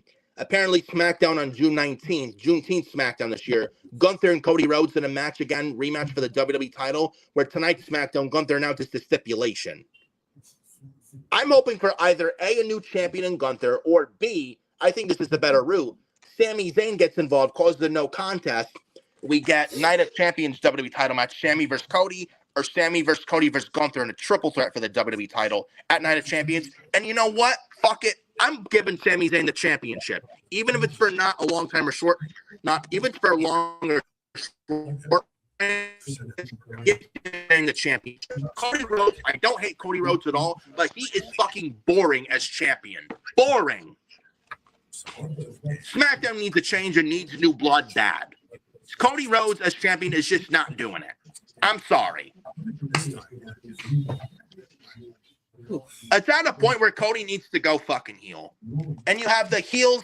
You know how they did it with Cody and Owens and Cody and McIntyre? Now Cody and Gunther, where the heel that Cody faces gets angry that they're screwed, and Cody's the golden boy and the cash cow. He's their chosen one, and we always get screwed. The company's against us, and Cody's handed everything. Like, rinse and repeat, I tell you. Rinse and repeat. Yeah. At this point, I can't wait for to come to SmackDown.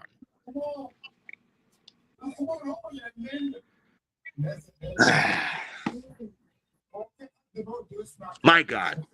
Oh, the rest of Raw. Sol Ruka, Lyra Valkyria for the women's IC title. This was also a good match. And what a finish from Sol Ruka with the Soul Snatcher. You know what I'm saying? Thoughts on that real quick. That was a good match. I mean, so honestly, this was honestly like Sol Ruka's best performance. I mean, she wasn't botchy at all. She's gaining confidence. He's adjusting well to the main roster.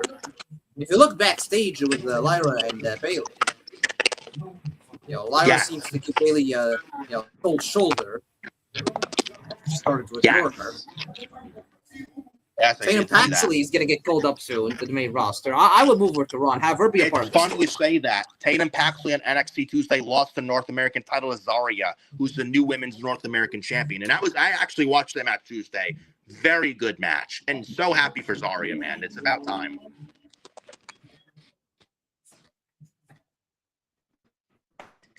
That was a banger match on Tuesday, and they main evented the show, too. We had like Kenzel Gray and Kalani Jordan, the number one contender match for the Great American Bash against Lola Vice for the NXT Women's title, where I think Kenzel Gray this time wins the championship. And after the Great American Bash, Lola Vice gets called up, and I think it's about time to call her up too, Lola Vice. I think going into the summer, we get Tatum Paxley and Lola Vice called up to the main roster. I think Lola goes to SmackDown, Tatum goes to Raw. And if we get Tatum Paxley go to Raw, thoughts on this? What if we get Tatum Paxley to Raw to reunite her with Lyra Valkyria, and this leads to maybe Bayley turning heel? I love Bayley, but I think she could probably use the heel turn at this point. Don't you think? Maybe. Oh, but Bayley and Lyra tag team. They're singles wrestlers who should be in singles business, not in the tag team. They didn't even give them the tag belts at WrestleMania. They gave them Brie Bella and, well, it was gonna be Nikki, but then it was Paige. And we got Paige and Brie versus the Irresistible Forces. Yeah, the Irresistible Losers in Fatal Influence. Yeah, then they had that Paige roll up. Nia Jax, yes, Nia Jax, 6 foot tall Nia Jax getting rolled up by Paige at Saturday Night's Main Event. Yeah, Irresistible Forces. Yeah, losers. Yeah, Irresistible Losers.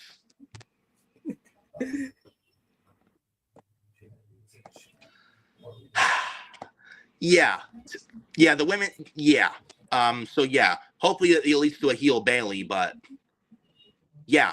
And then what else we got on this show? Yeah, just give the tag belts to Fatal Influence, by the way, too. Yeah, they're the most red hot right now. Yeah, they're the top heel on the top heel female faction on SmackDown. Yeah. Oh, and what else we got? The Vision on Raw.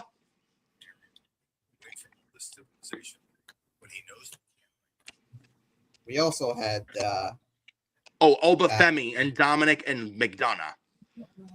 Oba Femi calling Brock Lesnar a big bitch and calling Brock out. Does Oba Femi even win the King of the Ring? I don't know. It's 50-50. I did see a Bully Ray interview on Busted Open. Yes, I did watch the Busted Open radio. Bully did come up with actually a good idea, actually. He said that Oba should win King of the Ring. He faces Brock Lesnar on night 1, and then faces Roman on night 2.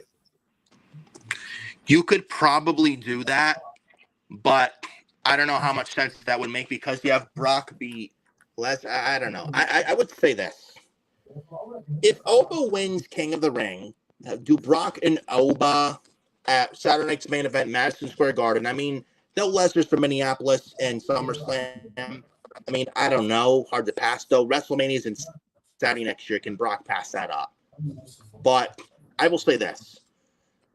If we get Oba win King of the Ring, Oba Roman at SummerSlam for the world title, Oba retires Brock in MSG at Saturday Night's Main Event, make it a big deal, and then Oba loses to Roman at SummerSlam and give Oba some adversity, and have Oba win the Rumble and beat Roman for the world title at WrestleMania next year. Or I watch this. And shout out to JD from NY, by the way. JD from NY 206, shout out to him. He came up with a great idea not long ago. If Oba Femi is in the King of the Ring finals, before the King of the Ring finals in Saudi at Night of Champions takes place, Brock Lesnar backstage takes out Oba. And now whoever is in the finals, the other half, whoever wins tonight's Fatal 4-Way, Jay Uso, Finn Balor, Royce Keys, or LA Knight, or one of those 4, or Javon Evans, whichever one of those 5 makes the King of the Ring finals, the other half, they're supposed to fight Oba, but Oba, before the finals, gets taken out by Brock Lesnar. Now, who replaces Oba Femi? I'm thinking this guy, the man who confronted Cody Rhodes, the Raw after Mania, saying, you never know when a championship title opportunity falls out of the sky, CM Punk.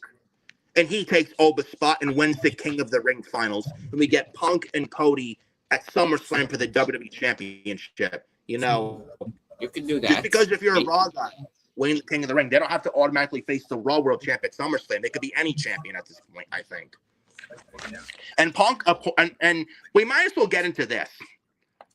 Speaking, Javon Evans, by the way, won the King of the Ring first round, beating Seth Rollins, Tala Tonga, Ricky Saints. Good match, by the way. And Seth Rollins got screwed by the Vision again, by the way. So they're continuing the Seth Rollins and Vision story, including the Street Profits involved. So there's that as well. Solid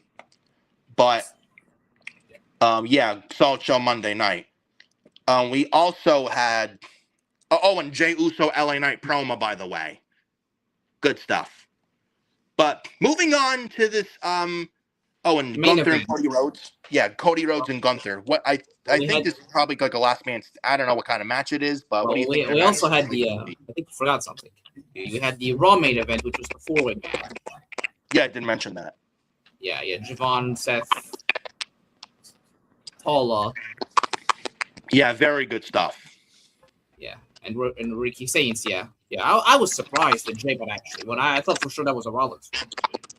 Yeah, but Austin Theory came out and cost Seth the match, and Breaker speared Seth, and Javon Evans hit the OG cutter on Ricky Saints and won. Talatong was already taking out 2 curb stomps on the outside. One the announce table and one when Seth Rollins leaped from the barricade. Yes. They are continuing the storyline. Yes.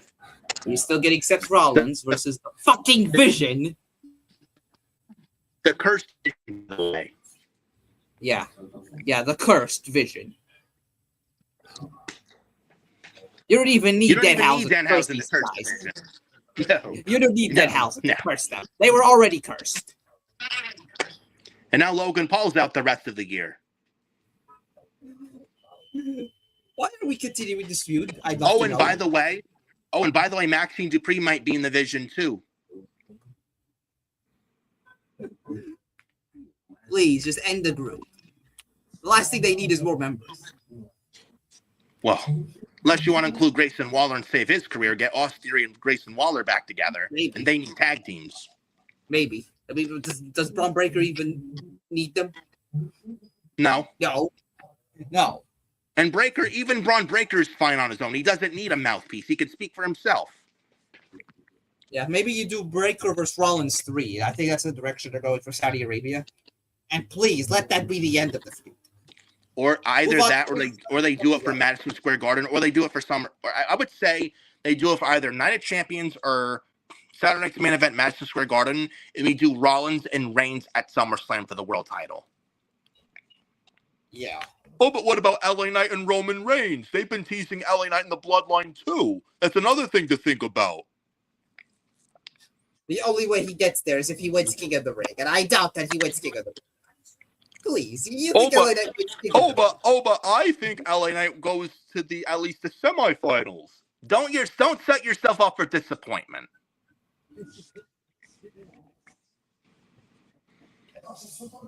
You know, as you would say, you got to be realistic. Yeah, I gotta be realistic. You don't set yourself up for disappointment. But he's gonna win, though. Trying to save you. Don't set yourself up for disappointment. We'll see. Yeah. But I think Finn Balor wins this first round. I think, honestly, I'll be real. Please, just as long as Jey Uso doesn't make the semis, that's all I care about. Please, I don't want to see. Can you imagine Jey Uso in the semifinals and win the King of the Ring? And we get Jey and Cody. Shoot me if that happens. At that point, I hope fans actually fucking revolt. Seriously. But that was Raw Monday night. You also had, with SmackDown last Friday, Gunther and Cody Rhodes. And Gunther names a stipulation tonight on SmackDown. What stipulation do you think it may be?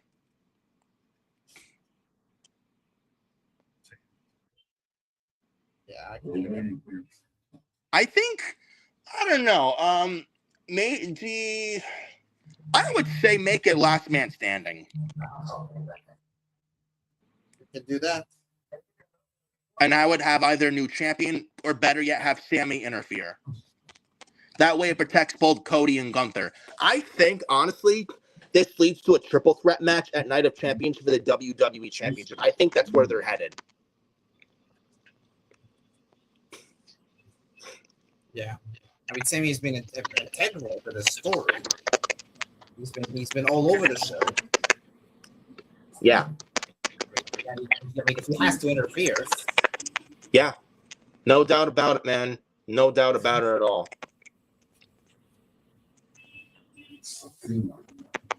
But yeah. But moving on, and then real yeah, Kalani Jordan, Kendall Gray, banger match. Kendall Gray is so fucking good.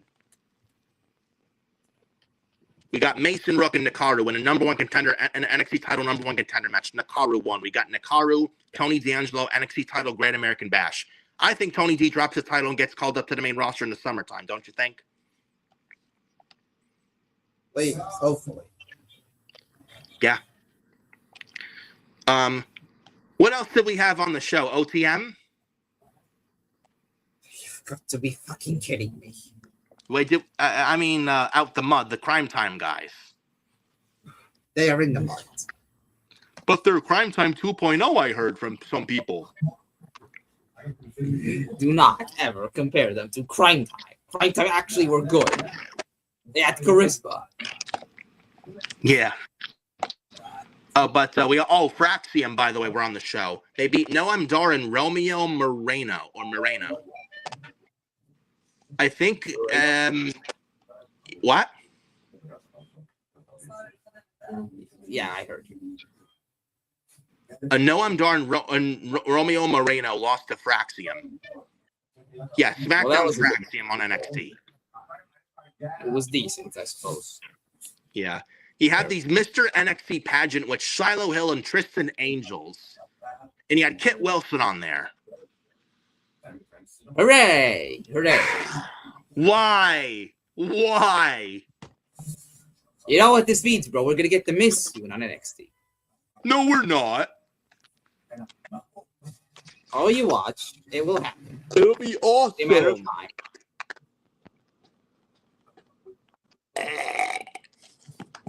Come on, bro. It's the Miz. You don't love the Miz? But the Miz is not Cockroach. He's a cockroach. He's been here 20 years and he's still there. I mean, if they want him there, they can't make him a manager, commentator.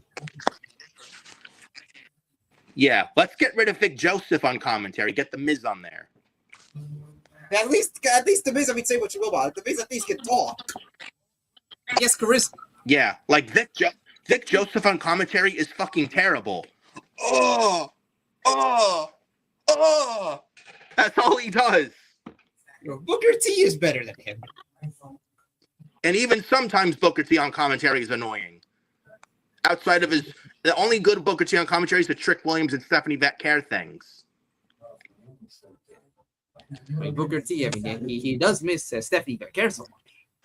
And the Devil's Kiss. Yeah. Why can't we get him on the main roster? Maybe he can be Trick Williams' manager. Or hype man. Whoop that trick. Whoop that trick. I like it. Whoop that trick. Oh yeah, man. That's trick. Oh yeah. And why are we having Booker T on commentary? Yeah, like he can be useful in other ways. Yeah. Miz on commentary in NXT would be a breath of fresh air if he ever retired as a wrestler or transitioned to commentary. I think that's the way to go about it, honestly. My goodness. But, yeah, enough of me rambling on. Yeah, that was NXT for you. It was decent, but, why we have the Shiloh Hill stuff on NXT? Why? And then Tatum Paxley Zarya wins the North American title. That was really good. But moving on, I believe, looking at my notes here, I'm reading my notes. I want to talk about real quick this Killer Kross thing. He mentioned Triple H and he mentioned about TKO and all this other stuff. AEW, Tony Khan. What do you think? What did you think of all this?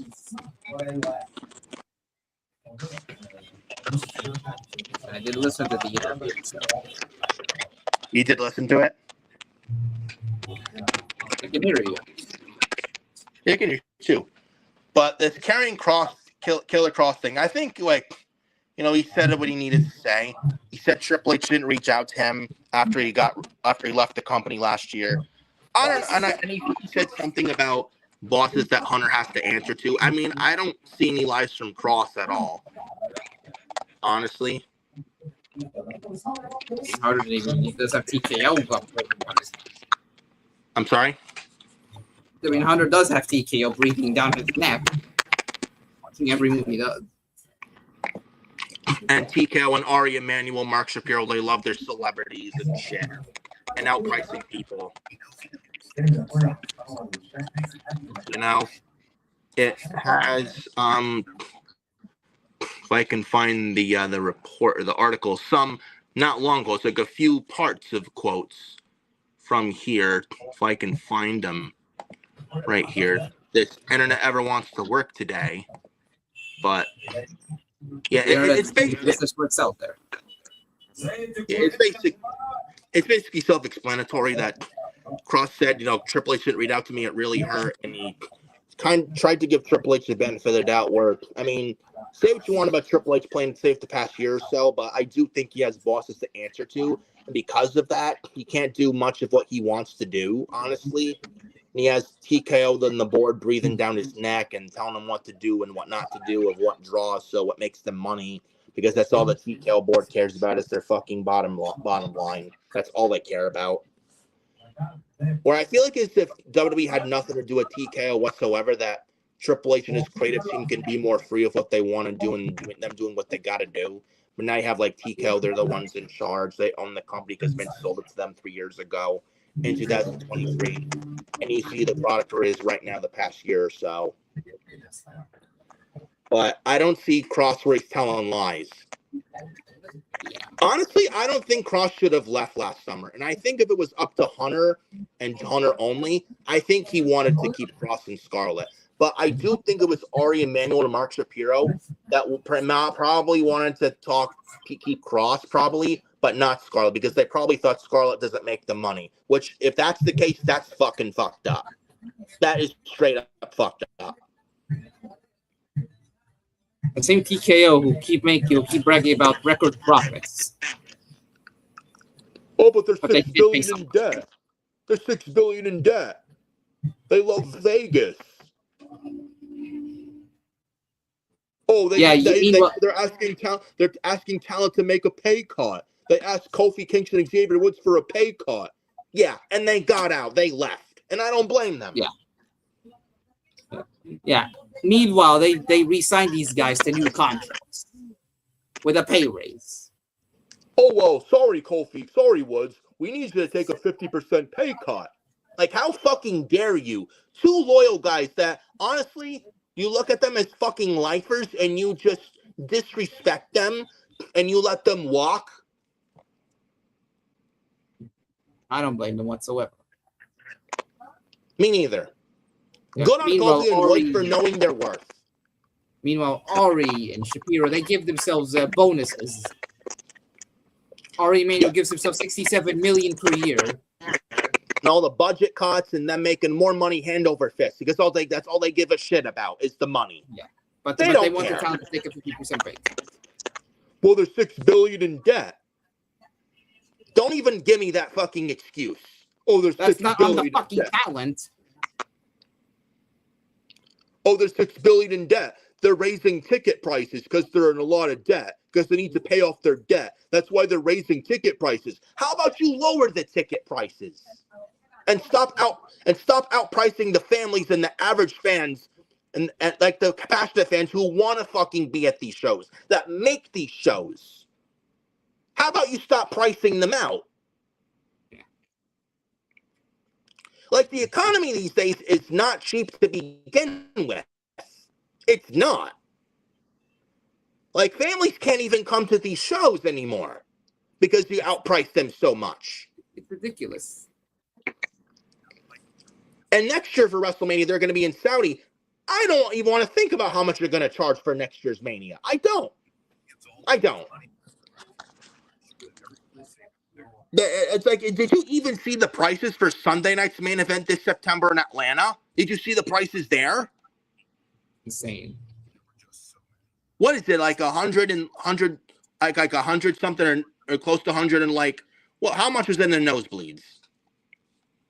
Like 100 something? I believe 170. That's ridiculous. For a Sunday night's main event in Atlanta, Georgia, of all places. Like, is your $6 billion in debt that fucking bad, Ari Emanuel? Absolutely unbelievable. My fucking God. But yeah, I mean, Killer Kross, like I said, pretty much, I mean, spoke what he said. I don't doubt him. I believe him with everything he says. Because he was there. Honestly, he should still be there. Honestly. And he's killing it on the indies and proving TKO wrong. Good. And he also mentioned ACW. He also mentioned AEW and Tony Khan, the door's open.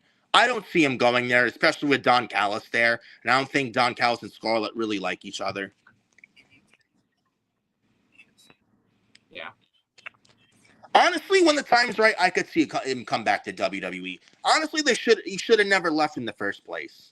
And if it was up to Hunter, I think he wanted to keep him. But TKO sees nothing in Kross and Scarlett together. And shame on Ari Emanuel for thinking that way, if that's the case. Shame on them. Ridiculous. Like, how do you let, like, oh, well, they wanted to speak to Kross first before talking to Scarlett. No, they're a package deal. You talk to both of them, not one and not the next. How dare you? Seriously. Unfucking believable. And shout out to the Killer Kross, by the way. Mentioning and shouting out ACW, by the way. Their next ACW show, the Kips in New York, MJN Center, Saturday, July 18th. This is the same night, by the way, the same night as MSG, Madison Square Garden, Saturday night's main event. So I will be at ACW and not Saturday night's main event, sadly, though. Very disappointing. They're going to have Tommy Dreamer wrestle Sent to Slaughter manager Josh Chernoff on July 18th for ACW, the Kips in New York, ACW Independence Day. By the way, that same show, ACW Independence Day, ACW title match, Killer Kross versus Matt Riddle, by the way. This is what you are spending your hard-earned money on. Matt Riddle, Tommy Dreamer versus and Matt Riddle. Yeah, Tommy Dreamer versus Sent to Slaughter managers Josh Chernoff. Let's hope the Slaughter beat him. Boo! Screw Sent to Slaughter, Sean Donovan, and Danny Moss. Fuck Sent to Slaughter, by the way. And shout out Dreamer may be a nice guy. I'll give him credit. And shout out to ACW, by the way, wearing their shirt, by the way. And shout out to Hale Collins and Vic Delicious of the Now and ACW, by the way. Shout out to those guys. If they're watching, shout out to those guys. And for ACW and their show Independence Day on July 18th, Saturday night at the MJN Civic Center, Poughkeepsie, New York. That's going to be a banger show. I will be there front row. That's going to be a heck of a show, I'll tell you that. So shout out to those guys. Great work over there, ACW. Awesome championship wrestling. But moving on to the main event of the show, CM Punk. The main event.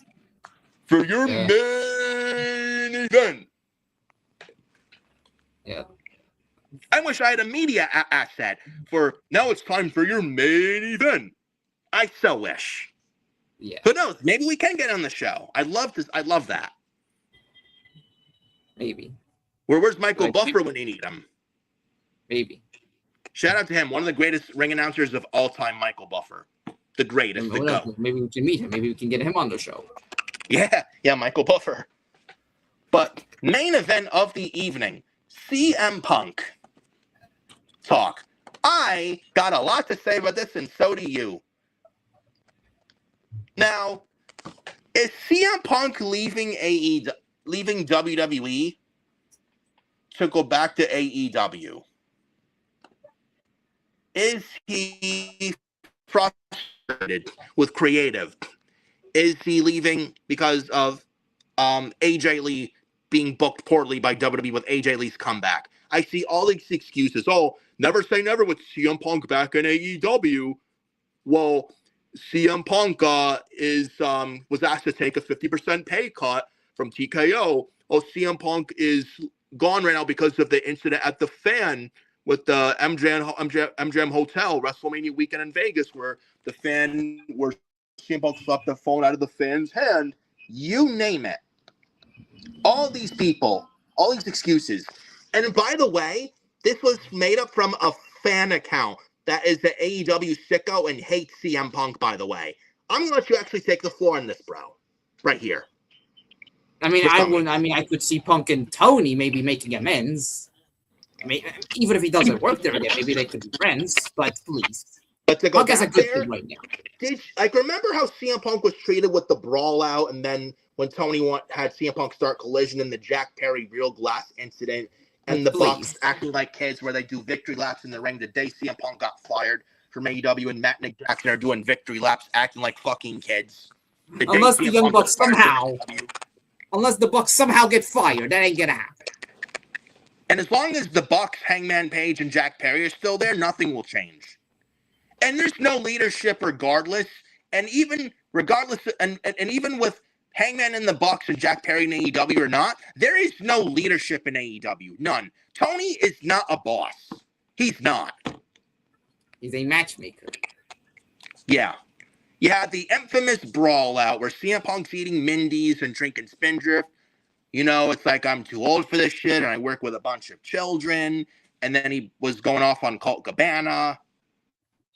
And Tony Khan just did nothing about it. I'm sorry? I still want to know what Colt Cabana did to deserve to be named. Then he brought up Hangman Adam Page and saying Adam Page went into business for himself. Then he had the brawl out. Then the Jack Perry real glass incident, and CM Punk left AEW 3 years ago. And still to this day, CM Punk is not in AEW anymore, and he's still AEW's biggest draw. I'm just throwing that out there, by the way, for the sickos. The last time they got 800,000 viewers was when they showed that footage. Yeah, this is the AEW Dynamite after WrestleMania 40. They showed the All in 2023 footage where CM Punk and Jack Perry, they have that fight, and Jack Perry's like, he's fixing his hair. And this is Jack Perry, and CM Punk shoves him and puts him in the headlock. Then you see Samoa Joe breaking up the fight. You see Samoa Joe breaking up the fight. Yeah.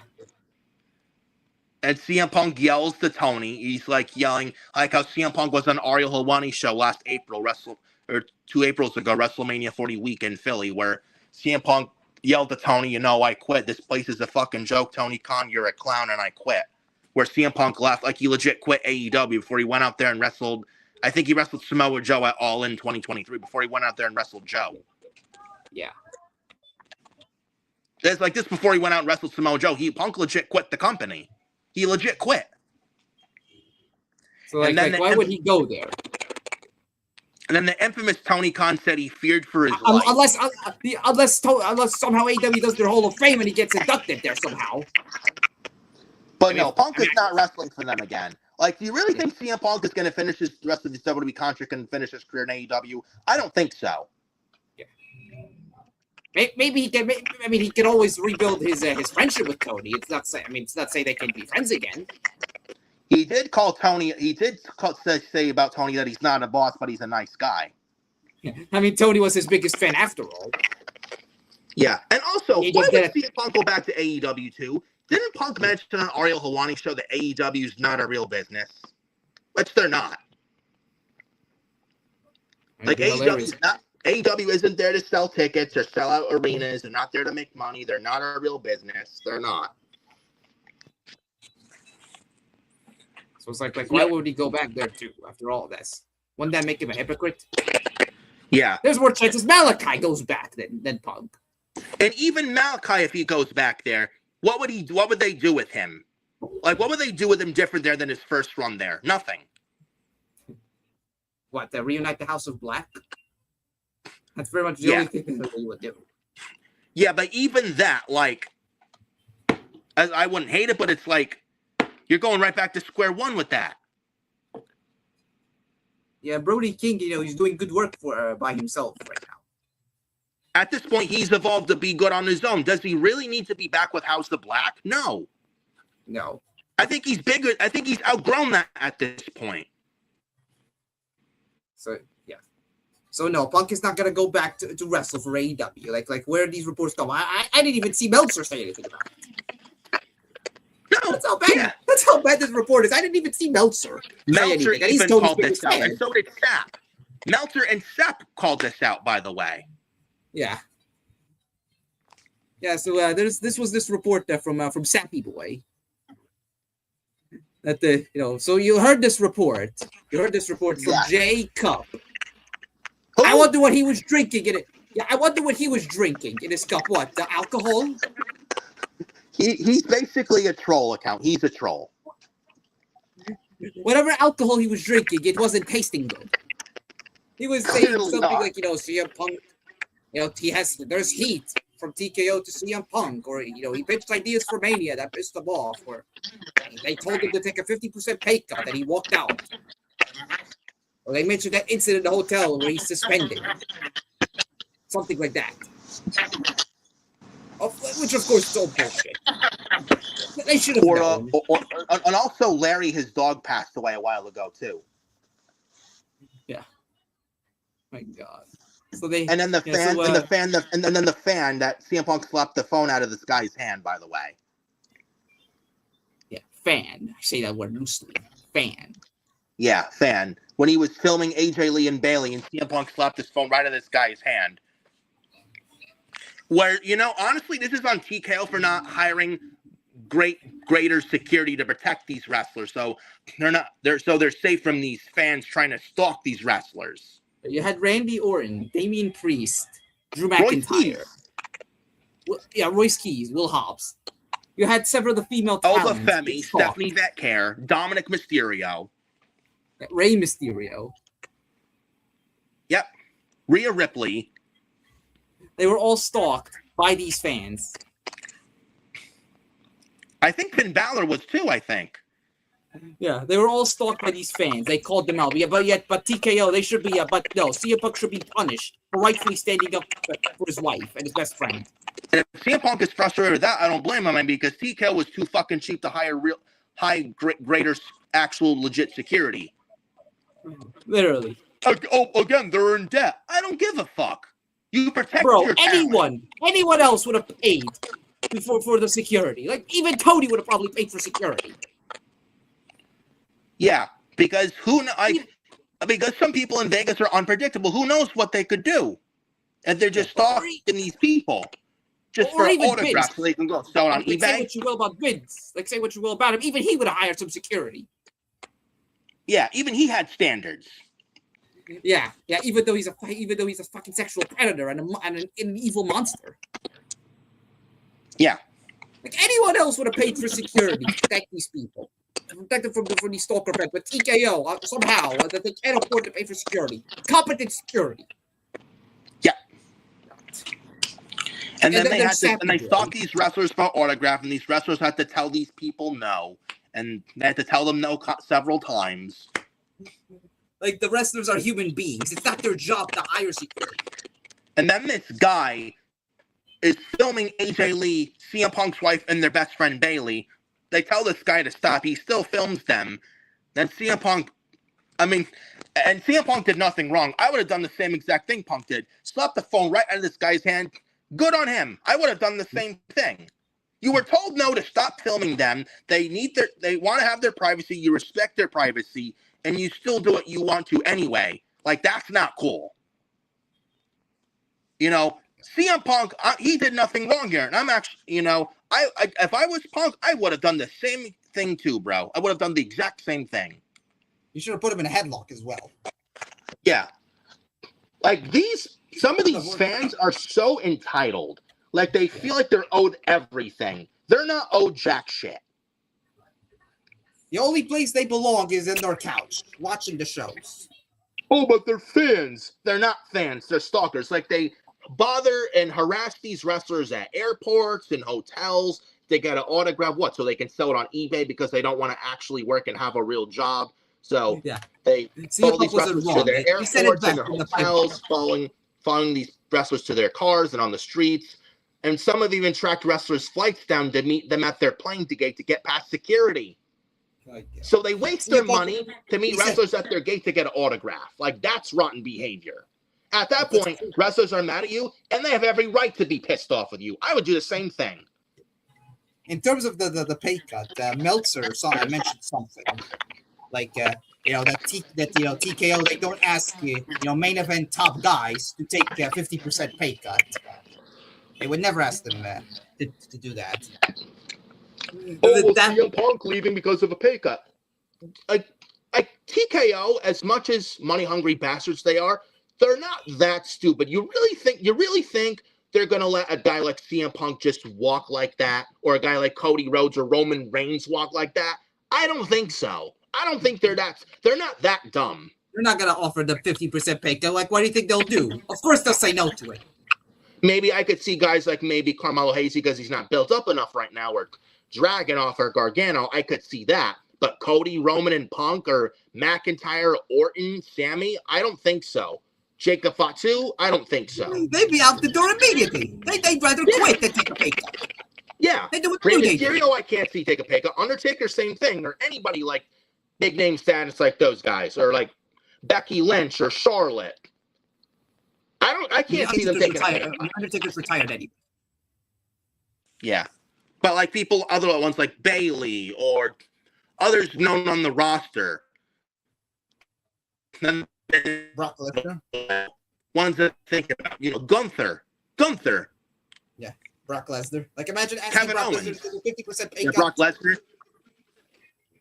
Yeah, imagine Ari and Shapiro and Nick Khan go up to Brock. Hey, Brock, we need you to take a 50% talent pay cut.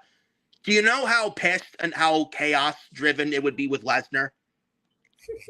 It would be destruction. Yeah.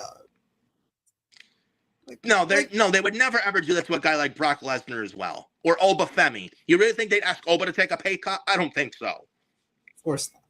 Or Trick Williams? No fucking way. They will never do that. Or like Rhea Ripley asked to take a pay cut. Do you really think they'd ask her to take a pay cut? She'd be out the door immediately if that was the case.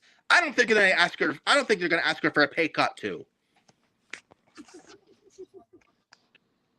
I could see the lower card guys, but like the top tier names, especially Cody, Roman, and Punk, no. TKO is not that dumb. And they're not going to ask Punk to take a pay cut and just let him go like that. They're not going to do that. It would be stupid. He's one of your biggest stars. He just made a bet at WrestleMania. Yeah.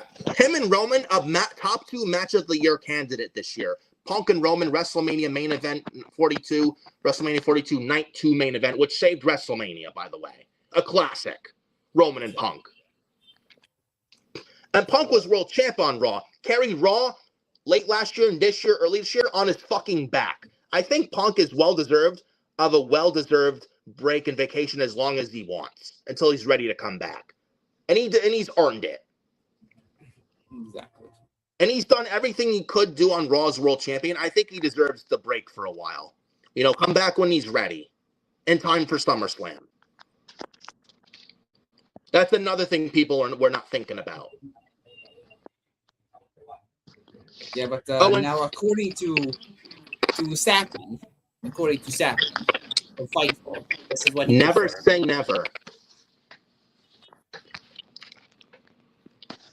Yeah, moving on from that. Yeah, we already made our. CM Punk back in AEW. Never say never. Of course, who doesn't expect Seth to say that? He's a paid-off Tony Khan shill. Of course, he's going to say that. Why would he not? What does AEW have to do with this anyway? There's the other thing. What do they have to do with this, bro? Like Punk has been off of television for like months, and they're coming up with these TKO reports. Angry the Punk and TKO clash. What does this have to do with Cody? Oh, creative unless somehow Cody Khan is a part of TKO. Unless somehow he's a part of TKO and he got it out there. I have no idea. Oh, well, AJ Lee, creative frustration. Oh, let's stop right there. AJ Lee, creative frustration. AJ Lee brought back in Chicago SmackDown last fall. Monster Pop. Punk and AJ feuding with Seth and Becky going into WrestlePalooza. AJ Lee was in War Games. AJ Lee won the women's IC title this past February in Chicago at the Elimination Chamber. Had a decent story with Becky Lynch going into WrestleMania this year. Creative frustration. Creatively frustrated how they booked his wife, and creative frustration with him. No, it's neither of those things. It's all bullshit. Who's coming up with these? This is what Sappy said, and I quote: "The Fightful has spoken to tons of people in the WWE backstage, and people who are close to Punk, and they can confirm that all these reports that heat on Punk, TKO, that Punk was asked to take a 50% pay cut, creative frustration. All of this is not true. There is no heat So there you on have CM it. Punk in the company. There's no, there was no clash with Punk and TKO or that he was asked to take a pay cut. None of that happened. He's just simply taking time off. And that CM Punk is expected to be back in time for SummerSlam. And also, according to the Observer, the plan right now is for CM Punk to return. When he comes back, he will be moved to the SmackDown brand, saying that, which basically is a balancing act. Quote, the belief is with Raw having Roman Reigns, Seth Rollins, the Usos, Jacob Fatu, Obafemi, Logan Paul, and Braun Breaker, that CM Punk made more sense on SmackDown with a top tier of Cody Rhodes, Gunther, Rhea Ripley, and soon to be Punk, Orton, and McIntyre. Plus, Cody Rhodes versus Punk has been a direction. That right there. Right there. There you go. How bad do you have to be when you got Sean Ross Sapp and Dave Meltzer calling out your boy? And Dave Meltzer lies more than Hulk Hogan. God rest his soul. Yeah. Oh, that don't work for How bad do me, you have brother. Yeah, how bad, You need a yeah, vitamin how C bad in do your you have to brother. be when you got Sappy Boy and Uncle Dave saying the opposite of what this fan account said? Yeah, what was this guy, JT Cloud? Yeah, J Cup. Yeah, that guy, that clown. Basically, a Yeah. troll account and an AEW sicko that hates CM Punk and is the AEW sicko and wants to see Punk fail. He even admitted it's all bullshit and he wants to bring Punk down and make him fail. He even If you admitted knew this that. was bullshit, if this was bullshit, why did you say it in the first place? The clown doing whatever it takes to bring Punk down because he's pissed off at Punk still to this day that Punk left his precious AEW 3 years ago, and he's still pissed at Punk for that. Like, what is Well, it with these boo-hoo. fans and being obsessed with people? Like, what is it with these fan accounts? When they get pissed off for somebody leaving. And this Well, I'm day, sorry. It's not Punk's fault he left your precious AEW. You want to be pissed? Be pissed at Tony, because he's the reason Punk left AEW 3 years ago in the first place. Tony's maybe the if reason Tony, for not being. Tony's the reason because Tony was not the boss, and because Tony's not a boss. maybe if Tony looked after Punk properly and stood up for him, Instead of Tony Khan going on in Chicago of all cities on live TV on Collision, the Collision after All In 3 years ago, where Tony Khan said, you know, I've never been so fearful at a wrestling show in my life, and he said he feared for his life. yeah, maybe if he actually stepped in, either Punk would still be here right now, or if he did leave, he would have left on better terms. Yeah, And with maybe he the would have Jack Perry spoken more real glass fluidly incident about where, AEW than he did. where Jack Perry was yelling, real glass, go cry me a river. And then CM Punk told Tony Khan, hey, please handle this. Well, what do you want me to do? Oh, I don't know, Tony. Be the fucking boss? Yeah. Like, put Jack Perry in his place? I mean, should Punk have handled it differently? I mean, absolutely. I mean, nobody's blameless in this, but it's not his responsibility to do it. Like, why did it have to do him? Why does it have to be him who steps in? Yeah, Tony should have handled it. And Punk said to Tony, please handle it or I will. And if I handle it instead of you, you will not like the way how I handle it. And I mean, you had know to the way handle that it. Jack Perry it was used to, is basically a calls himself scapegoat. It's basically what Tony used Punk for. He was basically using him as a scapegoat, blaming him for what happened, even though it was Tony's fault for not handling it. Yeah. It's like the same thing with Chris Hero, where's Jack Cassius Perry Ohno, now, with bud? the whole Ricochet MS thing. Yeah, with the Ricochet MS tweet. Remember that? He sends Chris Hero to tell Ricochet to say what he did was wrong. How is this Chris Hero's job to do it? He's a producer. He has no power in the company. Holy shit. Like, my fucking goodness, bro. It's like... Yeah, and where's Jack Perry now, by the way? He is losing to Mark Davis in the Owen Hart tournament. Yeah. He's probably out the door, too, with Anna Jay. Yeah, probably. But yeah, CM Punk. If you want to You blame know, somebody, he blame mentioned Tony. a quote, the roster made. Like if you want to blame somebody, Yeah. blame Tony for it. You could say Punk should Yeah, handle don't it be pissed differently. off at. Maybe Yeah, you but could don't say be Punk pissed should have off at handled CM it Punk. differently. But he should not have been in this position in the first place. And these AEW sickos are pissed off at CM Punk because he left AEW 3 years ago. I mean, grow the fuck up. But if you want to be pissed at somebody, don't be pissed at Phil Brooks. Be pissed at Tony Khan because he's the reason why Punk left 3 years ago in the first place. Tony's the reason because Tony is more of a buddy than a boss. Because Tony Khan is not a leader. And AEW still to this day has no leadership whatsoever. That's on them. Ridiculous. Like it's amazing. Like they'll blame anyone, but they'll blame the wrestlers, but they'll not blame the people at the top. It's ridiculous. Yeah. But Punk, he should be back for SummerSlam. And CM Punk back in WWE, he's been back for what, 3 years now? Have we had any problems with Punk back in WWE? How many? No. How many have we had? The only problem that he had was with the fan at WrestleMania. But even that then, he was nothing. in the right. But that was nothing. Yeah, even then, he was in the right. Yeah. Oh, but CM Punk returned 3 years ago. I would say give it a not long while. He'll be causing problems in a locker room like he did in the AEW locker room. Sure thing. There doesn't seem to be any heat with him now. How many locker room problems have we had with CM Punk in a WWE locker room since he's came back to WWE 3 years ago? How many? Zero. And it's going to continue that way for the long We might see Punk on NXT after Shawn Michaels is done. Yeah. And Punk is pretty much on his last contract. He's going to finish his career and retire in WWE. He had, like a couple years left, I think. Then he's going to be done. He's almost 50. I could see him retire around 50. And he's getting older. He is one of those rare breeds of long-term booking. And when he's done wrestling, I could absolutely see him run NXT. And you know what? He'd probably make NXT a lot better than it is now. When Shawn Michaels can't do it anymore. I could absolutely see CM Punk at least run NXT. I think that I could absolutely see that. And you know what? I would have no problem with that at all. Yeah, so we also had the PW Insider. We had the False Finish. These new news reports. They just started. They also denied this whole situation. Yep. From what this clown. I think WrestleVotes too. Everybody's denying the situation.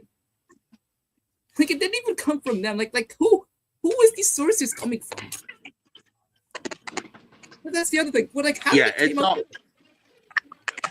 It's trust me, bro. That's the source. Yeah. Trust me, bro.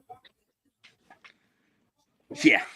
It's just ridiculous how people it's insane how people. I tell you, social media just gonna act like journalists. Social media is a fucking cesspool, bro. It really is. Yeah, it's ridiculous how people they act like journalists, try to act like experts. And they have zero background in journalists, and they think they know everything, and they don't know jack shit. Yeah, like nobody's gonna hire you, you idiots. Like they do nothing but beg for a job, and they don't respect the company or have any love or passion for wrestling or the company. They just want a fucking paycheck and a handout. That's all they want.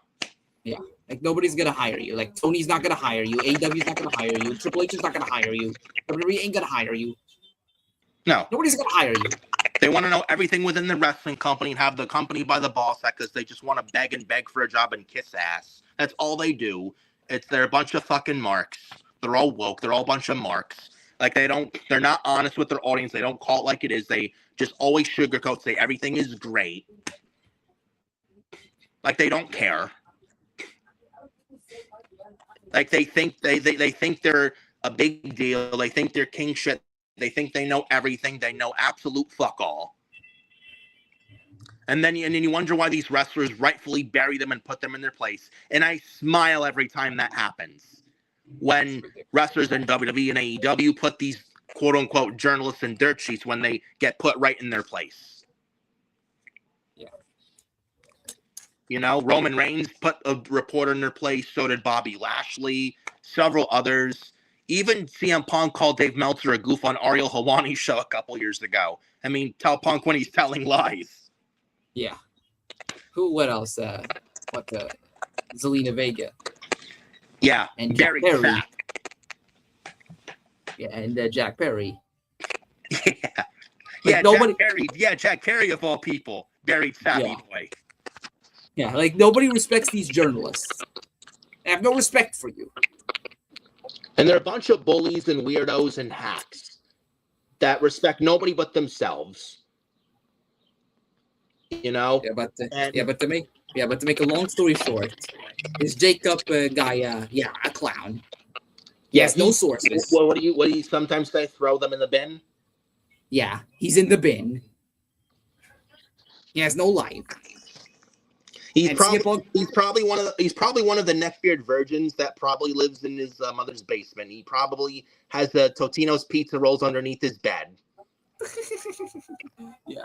Yes. No, he probably hasn't showered in like 2 months. 2 months, more like 2 years. Yeah, he probably doesn't brush his teeth. He's probably got cavities in his mouth. He probably stinks to the high heavens. He probably doesn't comb his hair. His bedroom's a mess. He's got crumbs everywhere. He's got Coca-Cola stains all over his carpet. He doesn't make his bed. Yeah. So this whole Punk report is all bullshit. Do not believe what this guy is saying. It's all been debunked. Yep. How bad do you have to be that Meltzer and Sapp are calling you out on your bullshit and are fucking burying your ass? And they are saying that Punk is expected to be back on television. That he will be back. He's not going to get fired. He will be back on TV. You know something? Role. I'd love to see CM Punk after he comes back, has an interview with Ariel Helwani again, and he buries the troll and puts him in his place. I'd love to see that actually. Yeah. Yeah. So don't believe anything that accountant said. Punk will be back on television. He'll be back in time for SummerSlam. He'll be in the WWE Championship picture. Yep. And I think we probably get Punk and Cody at SummerSlam, which honestly, SmackDown needs all the help they can get. And Punk said the Raw after Mania this year to Cody Rhodes, quote, "I just got to stay ready because you never know when a championship opportunity is just going to fall out of the sky." Oh, but CM Punk's not in King of the Ring. Shout out to JD from NY206, by the way, again. He brought this up where Oba could get taken out. If he's in the King of the Ring finals for Saudi Night of Champions, Oba before that finals match gets taken out backstage by Brock Lesnar, where Oba can't compete. And Punk takes Oba's place, and Punk wins King of the Ring. Oh, that's fucking stupid. Punk, what has he done to earn it? Nothing. He didn't even compete in the first round semifinals of the tournament, and he just handed him the King of the Ring? That's fucking retarded. So? All these excuses. Yeah, who gives a shit? Who cares? Like, if you have Oba win the King of the Ring, is it the right time to crown Oba now? It's too soon. It's way too soon. Dominic is not winning. Javon Evans, love him, but it's too soon for him to win the big one. There's a time and a place for that. Jey Uso, fuck no. Finn Balor doesn't factor into world title plans right now. Who else you got? Royce Keys, too soon. LA Knight? Yeah, LA Knight has a better chance of hitting a lottery than winning King of the Ring. Give me a fucking break. Yeah. But he's gonna win King of the Ring. Sure. So Punk win the King of the Ring? Oh, it doesn't make any sense. Who cares? We get Punk and Cody, which SmackDown needs all the help they can get. Like, what does SmackDown have? They're the worst show on TV. What do they have? Oh, we got Cody, Gunther, and Sammy. Sammy's the most interesting part. Gunther is miscast. Cody is fucking boring as champion. Orton's out. McIntyre's out. Who do they have? Owens is out. Who the fuck do they have?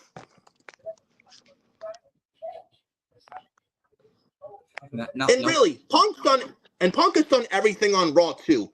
Punk to SmackDown is 100,000% the correct move. He's done everything there is to do on Raw. He doesn't factor into Raw anymore. He's done with Roman Reigns. You have this Bloodline Vortex rehash on Raw. Punk to SmackDown's the right move. Like, can you imagine SmackDown with CM Punk, Cody Rhodes, Gunther, Sami Zayn, Orton and McIntyre are going to come back. Finn Balor, he's also got traded. Remember, don't forget about Finn Balor. He's on SmackDown too. And then if Kevin Owens gets cleared later this year, you have those 8 names on SmackDown. You got Dragunov, Carmelo Hayes, Trick Williams. Yeah, Ilja Dragunov, Carmelo Hayes, Trick Williams, Ricky Saints. At least those 8, 10, 12 people got Gargano as well, got Sikoa. And I know I'm missing others too, but like just those at least top 8 names alone I just mentioned right off the bat, first 8 names. Dude, SmackDown could be actually good again. And Punk on SmackDown brings SmackDown from here to here. Like, Punk on SmackDown is a game changer. Like, it's a big deal. It moves the needle. No, it wouldn't. Oh, yes, it would. Yes, it would. SmackDown needs help bad. Punk on SmackDown actually makes that show actually watchable again. It makes the show go from, yeah, I can miss, to, you know what? I can't miss this. This is a must watch. That's the power of CM Punk. Like, Punk on any show makes the show a lot better. Punk on the show moves the needle and changes a lot. I don't care what anyone says. Even for his age, Punk is still the biggest draw. Don't at me. Yeah. I mean, look at Collision ever since he left. Collision went right to shit ever since Punk left AEW 3 years ago. And where's Collision now compared to when Punk was there? It's basically another Rampage, another Dogg. Yeah. And Punk is still a draw to this day in his late 40s. Punk on SmackDown, I'm telling you, if Punk is SmackDown bound, I'm telling you, SmackDown around the later part of this year. And you know what? I'm all for that. And with SmackDown going back to 2 hours, they're going to need all the help they can get. Punk on SmackDown certainly would help, no questions asked. What was the SmackDown? They were not. It was not good. It was like just above 1 million viewers. That's embarrassing. Yeah, they're gonna need the Punk back. If anything, Punk might actually get the ratings back up. Yeah. Could you imagine Punk on SmackDown versus a Orton, Sami Zayn, or Ricky Saints, Royce Keys, Mello, Dragunov, Trick, Cody, Owens, when Owens hopefully gets cleared. Owens and Punk is fresh. You know, again, I'm telling you, if they get Punk on there on SmackDown and they clear Owens and Balor's on there and they get Orton and McIntyre back, I'm telling you, SmackDown, how was the worst show on TV? That may actually change if that's the case, if Punk is definitely on SmackDown, if he's going to SmackDown. What are your thoughts on that real quick? Yeah, absolutely. I mean, Punk is a game changer. It brings attention. I see idiots on social media. Oh, if you move Punk to SmackDown, a B show, that means Punk was never a needle mover, a ratings mover. He was never a guy that moved the needle. Bullshit. Roman Reigns is on SmackDown for 4 years. Yeah. Raw has Oba, Breaker. They got Rollins, Reigns, Jacob Fatu. I think Raw will be fun if they lose CM Punk. Yeah. It'll be just fine. If any brand needs the help, it's SmackDown right now. They need all the arm shot adrenaline help they can fucking get. Punk on SmackDown absolutely gives them the major boost they desperately need. And you actually bring the show from here to here. You make Punk on SmackDown, make SmackDown go from the worst show on television to potentially the actually best show on TV. That's how great that's the kind of guy CM Punk is. He would actually bring life to that show again. Because right now they're soulless. There's no heart, nothing. Whereas if Punk's there, that heart is back. And his presence has absolutely been felt. And he has been sorely missed as well. Like Orton, McIntyre, Punk, all out since after Mania. Their missing presence is felt. You just feel it, dude. You do.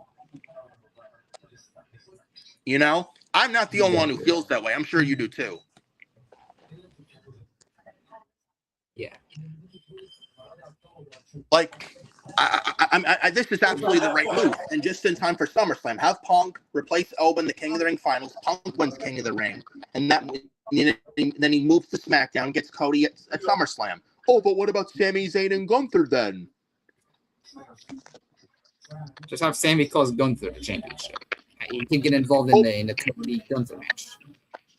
but what about Cody and Punk at SummerSlam for the WWE title if Punk wins King of the Ring? That means if Punk replaces Open the King of the Ring finals, that means if you do Cody, Sammy, and Gunther at Night of Champions, it's predictable with Cody retaining. I know, but if it leads to Cody and Punk for the title at SummerSlam, I'm all for it. And SmackDown absolutely needs it. Yeah. There's a time and a place for Sammy in the WWE title. Have it at WrestleMania next year. That's the time. Have Oba win the Rumble instead. Yeah. Exactly. If Punk is to SmackDown, I'm telling you, I'm for this move, and everybody should be too. I don't care if you like Punk or hate Punk, you should be for this move. And you'd say the same thing too.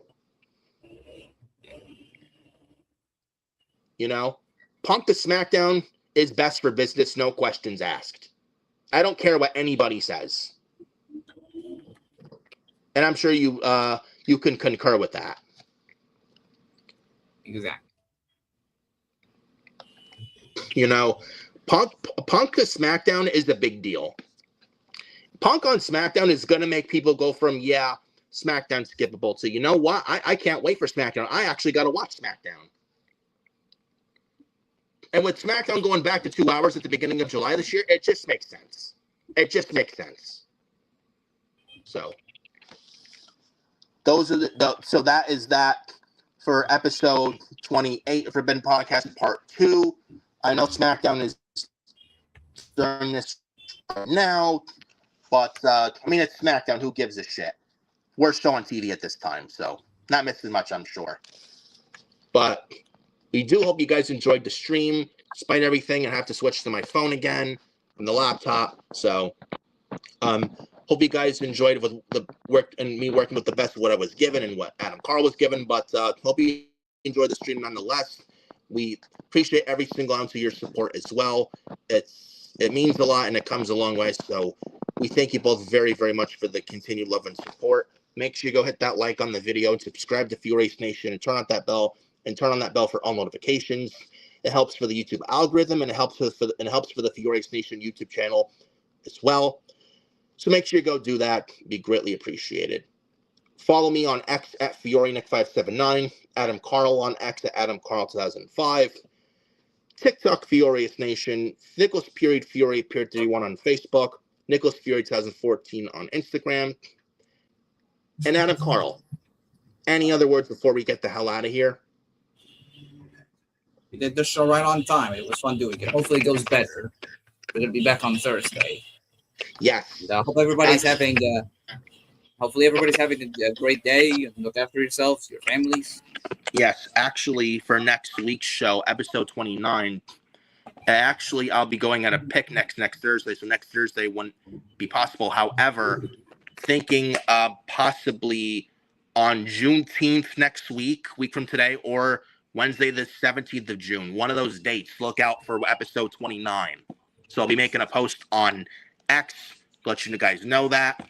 But it'll either be June 17th or June 19th next week for episode 29 of Forbidden Podcasts, as we reach almost nearly 30 episodes of Forbidden Podcasts, guys. Can you believe that? Almost 30 episodes.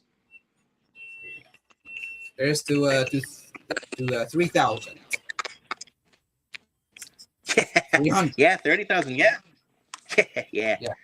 We appreciate you guys very, very much. Enjoy the rest of your Friday and stay cool and all. Have a good rest of your Friday. The summer almost arriving and the hot weather lately. Enjoy yourselves. Be safe and stay cool. Enjoy the rest of your Friday going into the weekend. We'll see you next Wednesday or next Friday next week for Forbidden Podcast episode 29. We'll see you guys later.